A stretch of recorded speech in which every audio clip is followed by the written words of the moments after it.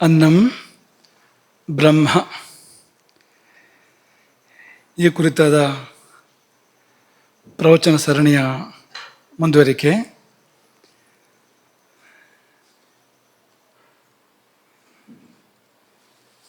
ನಿನ್ನೆಯ ಪ್ರವಚನದಿಂದ ನೀವು ಕೂಡಲೇ ನೆನಪಿಸಿಕೊಂಡು ಹೇಳಬಹುದಾದದ್ದು, ನಿಮ್ಮ ಮನಸ್ಸಿಗೆ ಕೂಡಲೇ ಬರಬಹುದಾದದ್ದು, ಅದನ್ನು ಕೇಳುವ ಕುತೂಹಲ, ಉತ್ಸುಕತೆ ನಮಗಿದೆ. ಹೇಳ್ತೀರಾ ಒಬ್ಬೊಬ್ಬರೇ? ಧ್ವನಿವರ್ಧಕ ಕೊಡಿ.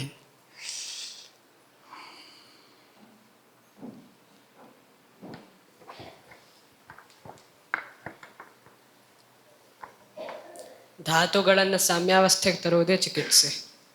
ಸರಿಯಾದ ವಿಷಯ.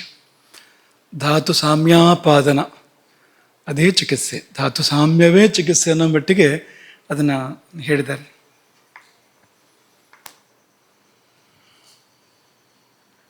ಅಗ್ನಿ ಎರಡು ರೀತಿಯ ಕಾರ್ಯವನ್ನು ಮಾಡುತ್ತೆ. ಒಂದು ಪರಿವರ್ತನೆ ಮಾಡೋದು, ಇನ್ನೊಂದು ದೋಷಗಳನ್ನು ಕಳೆಯೋದು. ಅದು ಕೊನೆಯ ಹಂತದಲ್ಲಿ ಶುಕ್ರ ಆಗುತ್ತೆ. ಅದು ನಾವು ಅದನ್ನು ಊರ್ಧ್ವಮುಖ ಮಾಡಿಕೊಂಡಾಗ ಅದು ಓಜಸ್ ಆಗುತ್ತೆ. ಆಗ ನಾವು ಮಹಾತ್ಮರಾಗ್ಬೋದು. ಹೌದು ಹೌದು, ಸರಿಯಾದ ಯಾವುದು ತುಂಬ ಮುಖ್ಯವೋ ಅಂಥ ಬಿಂದುಗಳನ್ನ ಗ್ರಹಿಸಿ ಹೇಳ್ತಾ ಇದ್ದೀವಿ. ಅಗ್ನಿ ಶೋಮಾತ್ಮಕಂ ಜಗತ್ ಅಂತ ಹೇಳಿತ್ತು. ಈ ಜಗತ್ತಲ್ಲಿರೋದೆಲ್ಲದೂ ಒಂದ ಅಗ್ನಿ ಅಥವಾ ಸೋಮ. ಅಗ್ನಿ ಅಂದರೆ ಅದೇ ವೈಶ್ವಾನರ, ಸೋಮ ಅಂದರೆ ಅದೇ ಅನ್ನಪೂರ್ಣೇಶ್ವರಿ, ಅನ್ನ ಅಂತ ಹೇಳಿ. ಸರಿ ಸರಿ ಇದೆ. ತಿನ್ನು ತಿನ್ನಲ್ಪಡು ಅಷ್ಟೇ ಇರುವಂಥದ್ದು. ನಮ್ಮ ದೇಹ 7 ಧಾತುಗಳಿಂದ ಮತ್ತು ಪಂಚಭೂತಗಳಿಂದ ಕೂಡಿದೆ. ಈ ಧಾತುಗಳು ಹೇಗೆ ಒಂದಾದ್ಮೇಲೆ ಒಂದು ಬರುತ್ತೆ ಅನ್ನೋದಕ್ಕೆ ಉದಾಹರಣೆ ಕೊಟ್ಟಿದ್ರಿ. ಈಗ ಹೇಗೆ ಕೇದಾರ ಕುಲ್ಯ ನ್ಯಾಯ ಅಂತ ಹೇಳ್ತೀರಿ. ಅಂದರೆ ಈಗ ಒಂದು ಗದ್ದೆಯಲ್ಲಿ ತೋರಿಸೋದನ್ನ ಎರಡನೇದು ಹೇಳಿ ಹೇಳಿ. ಒಂದು ಗದ್ದೆಯಲ್ಲಿ ನೀರು ಪೂರ್ಣ ತುಂಬಿದ ಮೇಲೆ ಅದು ಅದ್ರ ಕೆಳಗಿನ ಗದ್ದೆಗೆ ನೀರು ಹೋಗುತ್ತೆ. ಹಾಗೆ ಧಾತುಗಳು ಒಂದು ಪೂರ್ಣ ಆದಮೇಲೆ, ಅಂದರೆ ರಸ ಪೂರ್ಣ ಆದಮೇಲೆ ರಕ್ತ, ಹಾಗೆ ಕ್ರಮೇಣ ಎಲ್ಲ ಧಾತುಗಳು ಆಗುತ್ತೆ. ಅದೇ ಎರಡು ರೀತಿಯ ಅಭಿಪ್ರಾಯಗಳಿದೆ ಅಲ್ಲಿ.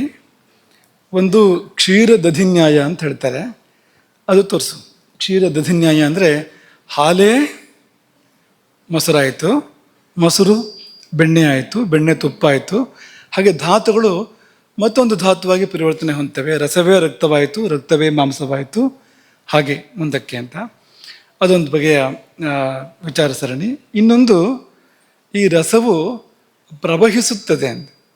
ರಸಧಾತು ಇದೆಯಲ್ಲ, ಅದು ಸರ್ವತ್ರ ಹೋಗಿ ಎಲ್ಲ ಬೇರೆ ಬೇರೆ ಧಾತುಗಳ ಲಭ್ಯ ಆಗಿ ಆ ಧಾತುಗಳಿಗೆ ಪೋಷಣೆಯನ್ನು, ಪುಷ್ಟಿಯನ್ನು ಕೊಡ್ತದೆ ಅನ್ನೋದು ಇನ್ನೊಂದು. ರಸಧಾತು ಉಳಿದ ಧಾತುಗಳನ್ನು ಅಲ್ಲಲ್ಲಿಗೆ ಹೋಗಿ ಪೋಷಿಸುತ್ತದೆ ಅನ್ನೋದೊಂದು. ಇಲ್ಲ, ರಸವೇ ರಕ್ತ ಆಯಿತು, ರಕ್ತವೇ ಮಾಂಸ ಆಯಿತು ಅನ್ನೋದು ಮತ್ತೊಂದು. ಹಾಗೆ ಎರಡು ಬಗೆಯಲ್ಲಿ ಅದನ್ನು ನಿರೂಪಣೆ ಮಾಡ್ತಾರೆ.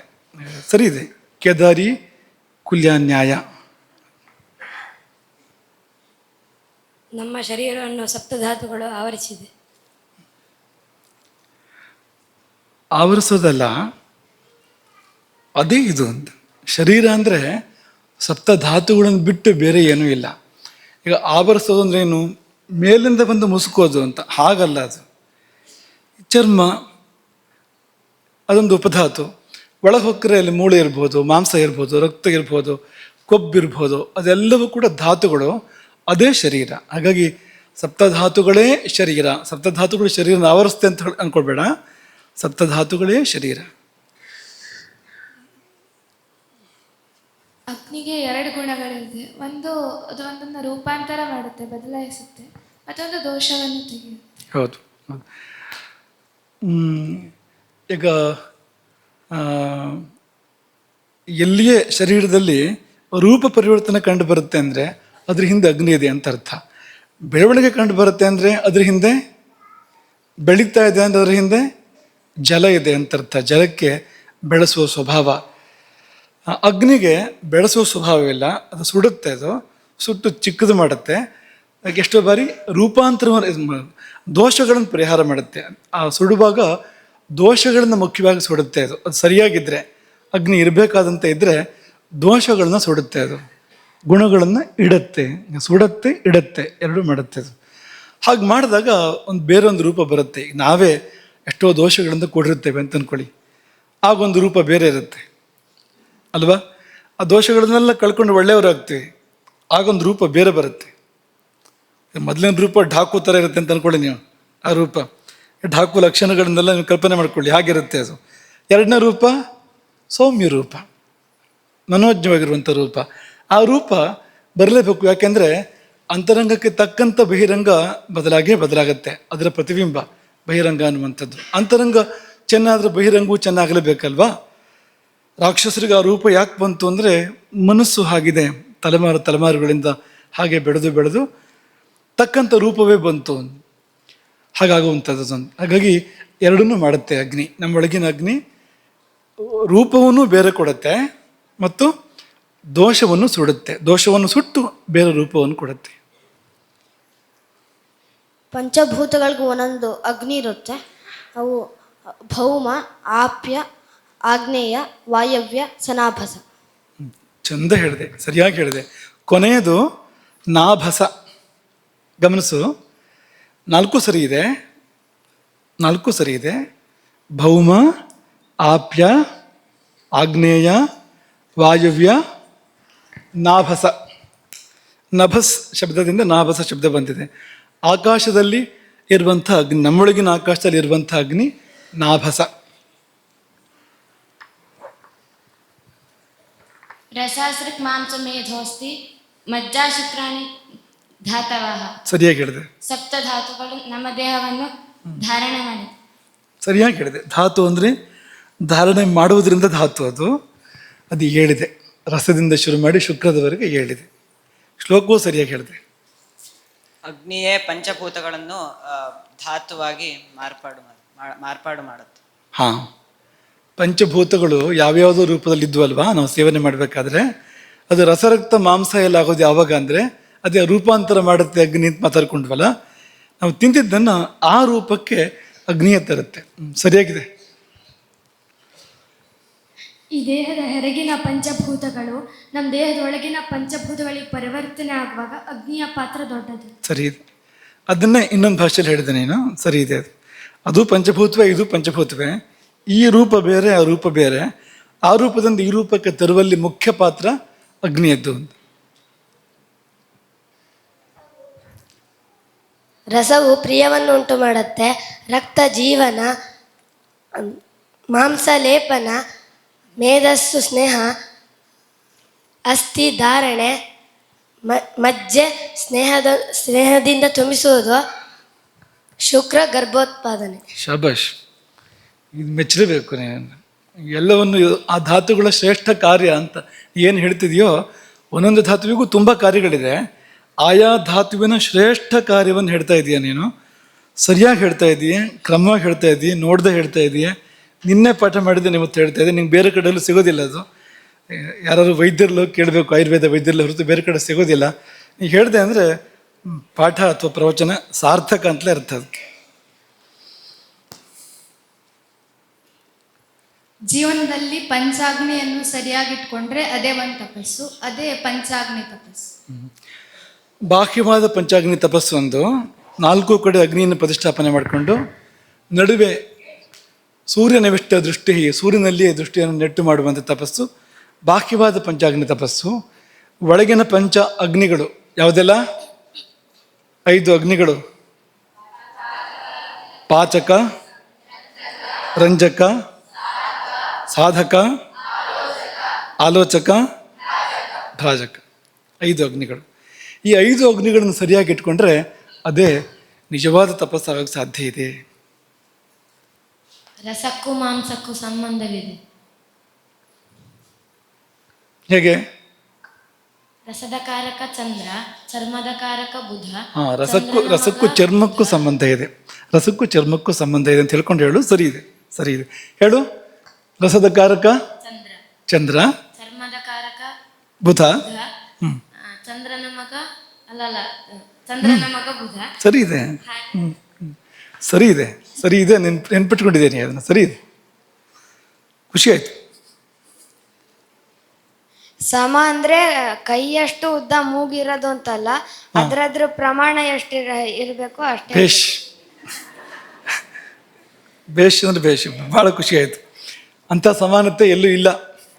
ಯಾವುದು ಎಲ್ಲ ಒಂದೇ ಪ್ರಮಾಣ ಒಂದೇ ತೂಕ ಅನ್ನೋ ಸಮಾನತೆ ಎಲ್ಲೂ ಇಲ್ಲ. ಅದಾದ್ರ ಪ್ರಮಾಣದಲ್ಲಿ ಇರಬೇಕು ಅಂತ, ಅದಾದ್ರ ಕಾರ್ಯಕ್ಕೆ ತಕ್ಕಂತೆ ಪ್ರಮಾಣ ಇದೆ, ಹಾಗಿರಬೇಕು ಅಂತ. ಭೂತಾಗ್ನಿ ಮತ್ತು ಧಾತು ಅಗ್ನಿಗಳು ಸರಿ ಇಲ್ಲದಿದ್ದರೆ ರೋಗ ಬರುತ್ತದೆ. ಹೌದು, ಒಂದೊಂದು ಧಾತ್ವಗ್ನಿ ಸರಿಯಾಗಿ ಕೆಲಸ ಮಾಡದೇ ಇದ್ದಾಗಲೂ ಅದಕ್ಕೆ ಬೇರೆ ಬೇರೆ ರೋಗಗಳನ್ನ ಹೇಳಿದ್ದಾರೆ, ಅದೆಲ್ಲ ಬರುತ್ತೆ.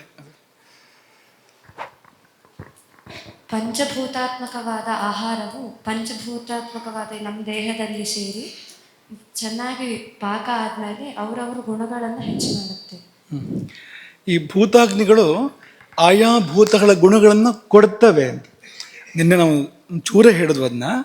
ಅಂದರೆ ನಾವು ಊಟ ಮಾಡುವಾಗ ಆಹಾರ ಅದಕ್ಕೆ ಯಾವುದೋ ರೂಪ ಇದೆ, ಅಂದರೆ ಯಾವುದೋ ಬಣ್ಣ ಇದೆ, ಯಾವುದೋ ಆಕೃತಿ ಇದೆ, ಯಾವುದೋ ಪರಿಮಳ ಇದೆ, ಅದಕ್ಕೆ ಇನ್ಯಾವುದೋ ರುಚಿ ಇದೆ, ಎಲ್ಲ ಇದೆ ಅಲ್ವಾ. ಒಳಗೆ ಹೋಗಿ ಧಾತು ಆದಮೇಲೆ ಬಣ್ಣ ಬೇರೆ ಬರುತ್ತೆ ಅಲ್ವಾ, ಗಂಧ ಅದರ ಪರಿಮಳ ಬೇರೆ ಆಗುತ್ತೆ, ಅದರ ರುಚಿ ಬೇರೆ ಆಗುತ್ತೆ. ನಮಗೆ ಗೊತ್ತಾಗುವಂಥದ್ದಲ್ಲ ಅದು, ಬೇರೆಯವ್ರಿಗೆ ಗೊತ್ತಾಗೋದು ಬೇಡ. ರುಚಿ ಬೇರೆ ಬರುತ್ತೆ, ಬರಲೇಬೇಕಲ್ಲ, ಅದು ಎಲ್ಲವೂ ಬೇರೆ ಆಗುತ್ತಲ್ಲ. ಎಲ್ಲಿಂದ ಬಂತು ಅಂದರೆ ಭೂತಾಗ್ನಿಗಳು ತಮ್ಮ ತಮ್ಮ ಗುಣಗಳನ್ನು, ಉದಾಹರಣೆಗೆ ಭೌಮ ಭೂತಾಗ್ನಿ, ಪೃಥ್ವಿ ಭೂತಾಗ್ನಿ, ಅದು ಗಂಧವನ್ನು ಕೊಡುತ್ತೆ. ನಾವು ತಿಂದ ಆಹಾರ ಹೊಸ ರೂಪವನ್ನು ತಾಳುವಾಗ ಅದಕ್ಕೆ ಗಂಧ ಕೊಡುವಂಥದ್ದು ಭೂಮಿ ಭೂತಾಗ್ನಿ ಅಥವಾ ಭೌಮಾಗ್ನಿ ಅಂತ ಕರಿತೀವಿ ನಾವು ಅದನ್ನು. ಹಾಗೆ ಜಲಭೂತಾಗ್ನಿ ರಸವನ್ನು, ರುಚಿಯನ್ನು ಕೊಡುತ್ತೆ. ಅದಕ್ಕೆ ಒಂದೊಂದನ್ನು ಅಗ್ನಿಭೂತಾಗ್ನಿ ಅದು ರೂಪವನ್ನು, ಆಕಾರವನ್ನು ಕೊಡುತ್ತೆ. ಇದನ್ನು ಕೊಡುವಲ್ಲಿ ಈ ಭೂತಾಗ್ನಿಗಳು ಅಂದರೆ ಹೊಸ ರೂಪ ತಾಳುವಲ್ಲಿ, ನಾವು ತಿಂದ ಆಹಾರ ನಮ್ಮೊಳಗೆ ಹೊಸ ರೂಪ ತಾಳುವಲ್ಲಿ ಈ 5 ಅಂಶಗಳನ್ನು ಆಯಾ ಅಗ್ನಿಗಳು ಕೊಡ್ತವೆ, ಭೂತಾಗ್ನಿಗಳೇ ಕೊಡ್ತವೆ. ಸರಿಯಾದ ವಿಷಯ. ನಮ್ಮ ದೇಹದಲ್ಲಿ ಮೇಧಸ್ಸು ಬೆಳಿಬೇಕು ಅಂದ್ರೆ ನಾವು ಮೊಸರನ್ನು ತಿನ್ನಬೇಕು.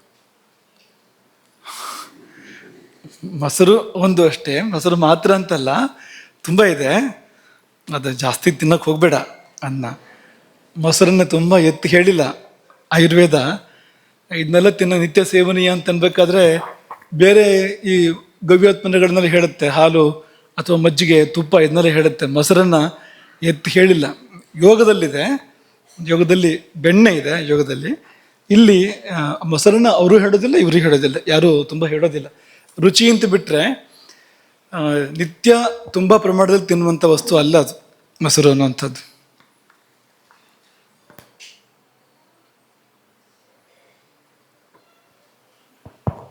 ನಮ್ಮ ದೇಹದಲ್ಲಿ 96% ಆಮ್ಲಜನಕ ಇದೆ. ಓ, 4 ಇದೆ, 4 ಸೇರಿ ಹಿಡಿದು ಸೇರಿದ್ದು 94 ಅಂತ. ನೆನಪಿದೆಯಾ 4 ಯಾವುದ್ಯಾವುದು ಅಂತ? ನೆನಪು ಮಾಡ್ಕೋ ಹಾಗಾದ್ರೆ. ಆಮ್ಲಜನಕದಿಂದ ಪ್ರಾರಂಭ ಅದು.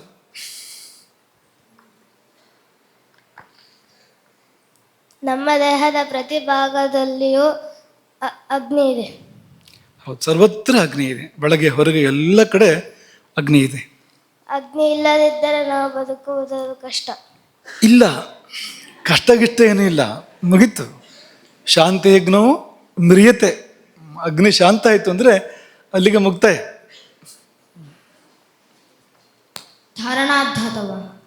ಧಾರಣಾತ್ ಧಾರಣೆಯಿಂದಾಗಿ ಧಾತು ಅನ್ನೋ ಹೆಸರು ಬರ್ತಾ ಇರುವಂಥದ್ದು. ಅದಕ್ಕೆ ಇಲ್ಲಿಗೆ ನಿಲ್ಲಿಸ್ಕೊಳ್ಳೋಣ. 12:30.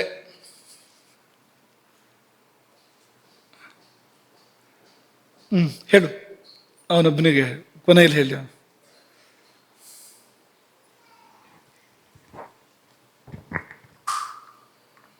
ಒಂದು ಅಗ್ನಿ ಕೆಟ್ಟರೆ ಉಳಿದ ಎಲ್ಲ ಅಗ್ನಿಗಳು ಕೆಡುತ್ತದೆ. ಆ ಮೂಲ ಅಗ್ನಿ ಇದೆಯಲ್ಲ, ಯಾವುದದು? ಪಾಚಕಾಗ್ನಿ, ವೈಶ್ವಾನರ. ಅದು ಹೆಚ್ಚು ಕಡಿಮೆ ಆದರೆ ಎಲ್ಲವೂ ಹೆಚ್ಚು ಕಡಿಮೆ ಆಗುತ್ತೆ. ಅಲ್ಲಿಂದಲೇ ಅದನ್ನು ಇನ್ನೊಂದು ಚರಕ ಸಮಿತಿ ಅನ್ನೊಂದು ವಾಕ್ಯ ಅದಕ್ಕೆ ಕೊಟ್ಟು ಮುಂದುವರಿಸೋಣ. ಅನ್ನಸ್ಯ ಪಕ್ತ ಸರ್ವೇಷಾಂ ಪಕ್ತॄಣಾಂ ಅಧಿಪೋ ಮತಃ. ಅನ್ನಸ್ಯ ಪಕ್ತ ಅಂದರೆ ಆಹಾರವನ್ನು ಪಚನಗೊಳಿಸುವವನು ಯಾರು? ವೈಶ್ವಾನರಾಗ್ನಿ, ಜಠರಾಗ್ನಿ. ಈ ಅನ್ನಪಕ್ತ ಯಾರಿದಾನೋ ಅವನು ಸರ್ವೇಷಾಂ ಪಕ್ತॄಣಾಂ, ಉಳಿದ ಪಕ್ತೃಗಳಿದಾರಲ್ಲ, ಉಳಿದ ಅಗ್ನಿಗಳು ಎಲ್ಲ ಅಗ್ನಿಗಳಿಗೆ ಅಧಿಪೋ ಮತಃ, ಅವನೇ ಅಧಿಪತಿ. ಜಠರಾಗ್ನಿಯೇ ಮತ್ತೆಲ್ಲ ಅಗ್ನಿಗಳಿಗೆ ಅಧಿಪತಿ. ತನ್ಮೂಲಾಸ್ತೆ, ಬೇರೆ ಎಲ್ಲ ಅಗ್ನಿಗಳು ಕೂಡ ಜಠರಾಗ್ನಿ ಮೂಲವೇ ಆಗಿವೆ. ಅದು ಸಾಧಕಾಗ್ನಿ ಇರ್ಬೋದು, ಭ್ರಾಜಕಾಗ್ನಿ ಇರ್ಬೋದು, ರಂಜಕಾಗ್ನಿ ಇರ್ಬೋದು, ಅಥವಾ ಆಲೋಚಕಾಗ್ನಿ ಇರ್ಬೋದು, ಭೂತಾಗ್ನಿ ಇರ್ಬೋದು, ಧಾತ್ವಗ್ನಿ ಇರ್ಬೋದು. ಈ ಎಲ್ಲ ಅಗ್ನಿಗಳು ಕೂಡ ಯಾವ ಅಗ್ನಿಯಿಂದಲೇ ಪ್ರವರ್ತಿತವಾಗಿವೆ? ತನ್ಮೂಲಾಸ್ತೇಹಿ. ಮಾತ್ರವಲ್ಲ, ತದ್ವೃದ್ಧಿಕ್ಷಯ ವೃದ್ಧಿಕ್ಷಯಾತ್ಮಕ. ಅಂದರೆ ಈ ಜಾಠರಾಗ್ನಿಯ ವೃದ್ಧಿಯಿಂದ ಆ ಅಗ್ನಿಗಳ ವೃದ್ಧಿ, ಆ ಎಲ್ಲ ಅಗ್ನಿಗಳ ವೃದ್ಧಿ. ಜಾಠರಾಗ್ನಿಯ ಕ್ಷಯದಿಂದ ಆ ಎಲ್ಲ ಅಗ್ನಿಗಳ ಕ್ಷಯ. ಅಂದರೆ ಆಹಾರವನ್ನು ಹೊಂದಿಕೊಂಡೇ ಎಲ್ಲವೂ ಇದೆ ನೋಡಿ. ಆಹಾರವನ್ನು ಹೊಂದಿಕೊಂಡು ಜಠರಾಗ್ನಿ ಇದೆ, ಜಠರಾಗ್ನಿಯನ್ನು ಹೊಂದಿಕೊಂಡು ಉಳಿದ ಅಗ್ನಿಗಳಿದ್ದಾವೆ. ಈ ಎಲ್ಲ ಅಗ್ನಿಗಳನ್ನು ಹೊಂದಿಕೊಂಡು ಎಲ್ಲಿ ವ್ಯವಸ್ಥೆ ಇದೆ, ದೇಹದ ಸಂಪೂರ್ಣ ವ್ಯವಸ್ಥೆ ಇದೆ. ಇದು ವ್ಯತ್ಯಾಸ ಆಯಿತು ಅಂದರೆ ಎಲ್ಲ ಒಂದು ಕಡೆಯಿಂದ ಈ ಇಸ್ಪೀಟಿನ ಎಲೆಗಳ ಮನೆ ಕಟ್ಟುತ್ತಾರೆ ನೋಡಿ, ಅಥವಾ ಆಕೃತಿಗಳನ್ನು ರಚನೆ ಮಾಡಿರ್ತಾರೆ ನೋಡಿ. ಒಂದನ್ನು ಹಿಂಗಂದ್ರೆ ಸಾಕು, ಎಲ್ಲ ಸಾಲಾಗಿ ಬಿಡುತ್ತಲ್ವಾ? ಆ ತರಹ ಅದು ಒಂದು ಆಹಾರ ಎನ್ನುವ ಒಂದು ಎಲೆ, ಒಂದು ಹಾಳೆ, ಅದು ಆಯ ತಪ್ಪಿತು ಅಂದರೆ ಹೋಯ್ತು ಅಂತಲೇ ಅದಕ್ಕೆ ಎಲ್ಲ ಹೋಗ್ಬಿಡುತ್ತೆ ಪೂರ್ತಿ ಸಾಲಾಗಿ. ಹಾಗಾಗಿ ತನ್ಮೂಲಾಹ ತೇಹಿ ತದ್ ವೃದ್ಧಿಕ್ಷಯ ವೃದ್ಧಿಕ್ಷಯಾತ್ಮಕ. ಅದರ ವೃದ್ಧಿಕ್ಷಯದಿಂದ ವೃದ್ಧಿಕ್ಷಯವನ್ನು ಹೊಂದುತ್ತವೆ ಎಲ್ಲ ಅಗ್ನಿಗಳು. ತಸ್ಮಾತ್, ಆದುದರಿಂದ, ತಮ್, ಯಾರನ್ನು? ಜಠರಾಗ್ನಿಯನ್ನು, ಪಾಚಕಾಗ್ನಿಯನ್ನು, ವೈಶ್ವಾನರಾಗ್ನಿಯನ್ನು ಪಾಲಯೇತ್, ಸರಿಯಾಗಿ ಇಟ್ಟುಕೊಳ್ಳಿ, ವ್ಯವಸ್ಥಿತವಾಗಿ ಇಟ್ಟುಕೊಳ್ಳಿ, ನೋಡಿಕೊಳ್ಳಿ ಸರಿಯಾಗಿ. ಹೇಗೆ ನೋಡಿಕೊಳ್ಳೋದು ಅಂದರೆ ವಿಧಿವತ್ತು ಯುಕ್ತೈಹಿ ಅನ್ನಪಾನೇಂಧನೈಹಿ ಹಿತೈಹಿ. ಅನ್ನಪಾನಗಳ ಇಂಧನಗಳು, ಹಿಂದಿಯ ನಿಮಗೆ ಅದನ್ನು ನಾವು ಪ್ರಸ್ತಾಪ ಮಾಡಿದ್ವು. ಅನ್ನಪಾನಗಳ ಇಂಧನಗಳು ಅವುಗಳು ಹಿತವಾಗಿರಬೇಕು, ವಿಧಿವತ್ತಾಗಿರಬೇಕು ಮತ್ತು ಯುಕ್ತವಾಗಿರಬೇಕು. ಯುಕ್ತವಾದ ಅಂದರೆ ಹೊಂದಿಕೊಳ್ಳುವ, ವಿಧಿವತ್ ಹೇಗೆ ಪ್ರಕೃತಿ ವಿಧಿಸಿದೆಯೋ, ಶಾಸ್ತ್ರಗಳು ವಿಧಿಸಿವೆಯೋ ಆ ರೀತಿ ಇರಬೇಕು, ಹೊಂದಿಕೊಳ್ಳುವಂತೆ ಇರಬೇಕು, ಹಿತವಾಗಿರಬೇಕು. ಅಂಥ ಅನ್ನಪಾನಗಳ ಮೂಲಕವಾಗಿ ಪಾಲಯೇತ್, ವೈಶ್ವಾನರಾಗ್ನಿಯನ್ನು ನೋಡಿಕೊಳ್ಳಿ. ಪ್ರಯತಃ, ಸ್ವಲ್ಪ ಹಿಡಿತಾ ಇರಲಿ, ಇಂದ್ರಿಯಗಳ ಮೇಲೆ, ಮನಸ್ಸಿನ ಮೇಲೆ ಹಿಡಿತಾ ಇರಲಿ. ಯಾಕೆಂದರೆ ಅದು ತಪ್ಪಿದ ಕೂಡಲೇ ಇದು ತಪ್ಪತ್ತೆ. ಅದು ತಿನ್ನಬೇಕು, ಇದು ತಿನ್ನಬೇಕು, ಜಾಸ್ತಿ ತಿನ್ನಬೇಕು ಅದನ್ನು ಅಂತೆಲ್ಲ ಶುರುವಾದರೆ ಅದು ತಪ್ಪತ್ತೆ. ಹಾಗಾಗಿ ಪ್ರಯತಃ, ಇಷ್ಟಪಟ್ಟದನ್ನು ತಿನ್ನಬೇಡಿ ಅಂತಲ್ಲ, ಇಷ್ಟಪಟ್ಟೇ ತಿನ್ನಬೇಕು. ನೆನ್ಪಿಟ್ಕೊಳ್ಳಿ, ಕಷ್ಟಪಟ್ಕೊಂಡು ತಿನ್ನಬಾರ್ದು, ಇಷ್ಟಪಟ್ಟೇ ತಿನ್ನಬೇಕು ಅನ್ನೋದೇ ನಿಯಮ. ಅದು ಮುಂದಕ್ಕೆ ಬರುತ್ತೆ, ಅಲ್ಲಿ ವಿಸ್ತರಿಸೋಣ ಅದನ್ನು ಆ ಸಂದರ್ಭದಲ್ಲಿ. ಆದರೆ ಇಷ್ಟ ಅನ್ನೋದು ಹದ ತಪ್ಪಿ ಎಷ್ಟೆಷ್ಟೋ ಏನೇನೋ ಅನ್ನೋ ತರಹ ಆದಾಗ, ಈ ಅನ್ನಪಾನೇಂಧನಗಳು ಅಸ್ತವ್ಯಸ್ತ ಆದಾಗ ಅಗ್ನಿ ಹದಗೆಡುತ್ತೆ. ತಸ್ಯ ಸ್ಥಿತೌ ಹಿ ಆಯುರ್ಬಲ ಸ್ಥಿತಿ. ತಸ್ಯ ಸ್ಥಿತೌ ಹಿ ಅಂದರೆ ಆ ಅಗ್ನಿ ಸರಿಯಾಗಿದ್ದರೆ, ಜಠರಾಗ್ನಿ ಸರಿಯಾಗಿದ್ದರೆ ಆಯುಸ್ಥಿತಿ ಮತ್ತು ಬಲಸ್ಥಿತಿ. ನಾವು ಬದುಕಿ ಬಾಳ್ತೇವೆ ಬಾಳಕಾಲ ಮತ್ತು ಶಕ್ತಿವಂತರಾಗ್ತೇವೆ. ನಮಗೆ ಶಕ್ತಿ ಅದರಿಂದ, ಬಾಳಿಕೆ ಅದರಿಂದ, ಎರಡು ಕೂಡ ಈ ಅಗ್ನಿಯಿಂದ ಅಂತ. ಇಷ್ಟನ್ನು ನಿನ್ನೆ ಪಾಠದವರೆಗೆ ತಗೊಳ್ಳೋಣ. ಮುಂದಕ್ಕೆ ಈ ಪ್ರಕ್ರಿಯೆ ಬಗ್ಗೆ ಮಾತಾಡೋಣ. ಒಳಗೆ ಹೋಗಿ ಏನಾಗುತ್ತೆ ಅಂತ. ಇಲ್ಲಿಂದ ಶುರುವಾಗುತ್ತಲ್ಲ, ಶುರುವಾದ ಮೇಲೆ ಅದು ಏನಾಗುತ್ತೆ ಮತ್ತು ಯಾರ್ಯಾರು ಏನೇನು ಮಾಡ್ತಾರೆ, ಯಾರು ಏನು ಪಾತ್ರ ವಹಿಸ್ತಾರೆ ಅನ್ನೋದನ್ನು ಸಂಕ್ಷೇಪವಾಗಿ ನೋಡೋಣ. ಊಟ ಮಾಡೋಕ್ಕೆ ಎಷ್ಟು ಹೊತ್ತು ಬೇಕೋ ಅದಕ್ಕಿಂತ ಭಾಳ ಹೆಚ್ಚು ಹೊತ್ತು ಇದನ್ನು ಅರ್ಥ ಮಾಡ್ಕೊಳಕ್ಬೇಕು. ಗೊತ್ತೇ ಆಗೋದಿಲ್ಲ, ಗುಳುಮ್ಮಂತ ಹೋಗ್ತಾ ಇರುತ್ತೆ ಅಲ್ವಾ? ಬಾಯಿಲಿಟ್ಟಿದ್ದನ್ನು ಗೊತ್ತು, ಜಾರಿದ್ದನ್ನು ಗೊತ್ತು, ಅಗಿದುವ ಬಿಟ್ಟುವ ಗೊತ್ತಿಲ್ಲ ಅನ್ನೋ ಹಾಗಿದೆ ಅದು ಅಂತ. ಹೋಗಿ ಆಯಿತು ಅಷ್ಟರೊಳಗೆ ಅಂತ ಹಾಗಾಗತ್ತೆ. ಆಧುನಿಕ ಸಮೀಕ್ಷಕರು ಅದನ್ನೆಲ್ಲ ಈ ಕ್ಷಣಗಳ ಲೆಕ್ಕ ಹಾಕ್ತಾರೆ. ಎಷ್ಟು ಕ್ಷಣ ಇತ್ತು, ಎಷ್ಟು ಕ್ಷಣದಲ್ಲಿ ಇಲ್ಲಿಂದ ಎಲ್ಲಿಗೆ ಹೋಯ್ತು ಅಂತೆಲ್ಲ ಲೆಕ್ಕ ಹಾಕ್ತಾರೆ. ಇಂತಿಷ್ಟು ಸೆಕೆಂಡ್ಗಳು ಅಂತ ಲೆಕ್ಕ ಹಾಕ್ತಾರೆ. ಅಷ್ಟು ಬೇಗ ಮುಗಿದು ಹೋಗುತ್ತೆ. ಆದರೆ ನಾವು ಸ್ವಲ್ಪ ಗಮನಿಸಿ ನೋಡೋಣ ಏನು ನಡೆಯುತ್ತೆ ಇಲ್ಲಿ. ಮತ್ತು ಇದರಲ್ಲಿ ಅಗ್ನಿ ಪಾತ್ರ ಏನು, ಮುಖ್ಯವಾಗಿ ಪ್ರಾಣಗಳ ಪಾತ್ರ ಏನು, ಪ್ರಾಣಗಳ ಪಾತ್ರ ಏನು ಅನ್ನೋದನ್ನು ಗಮನಿಸೋಣ. ಪ್ರಾಣಗಳು ಎಷ್ಟು? ಏನಪ್ಪ 5 ಅಂದರೆ 10 ಅಂದರೆ ಯಾವುದನ್ನು ನಂಬಬೇಕು? ಒಂದೇ ಪ್ರಾಣ, ಮುಖ್ಯ ಪ್ರಾಣ. ಅದು 2 ಆಯಿತು.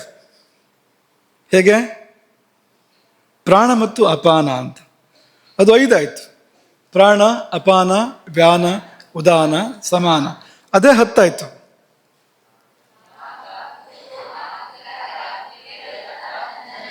ಈ ಕೃಕರನಿಂದ ಪ್ರಾರಂಭ ಆಗತ್ತೆ.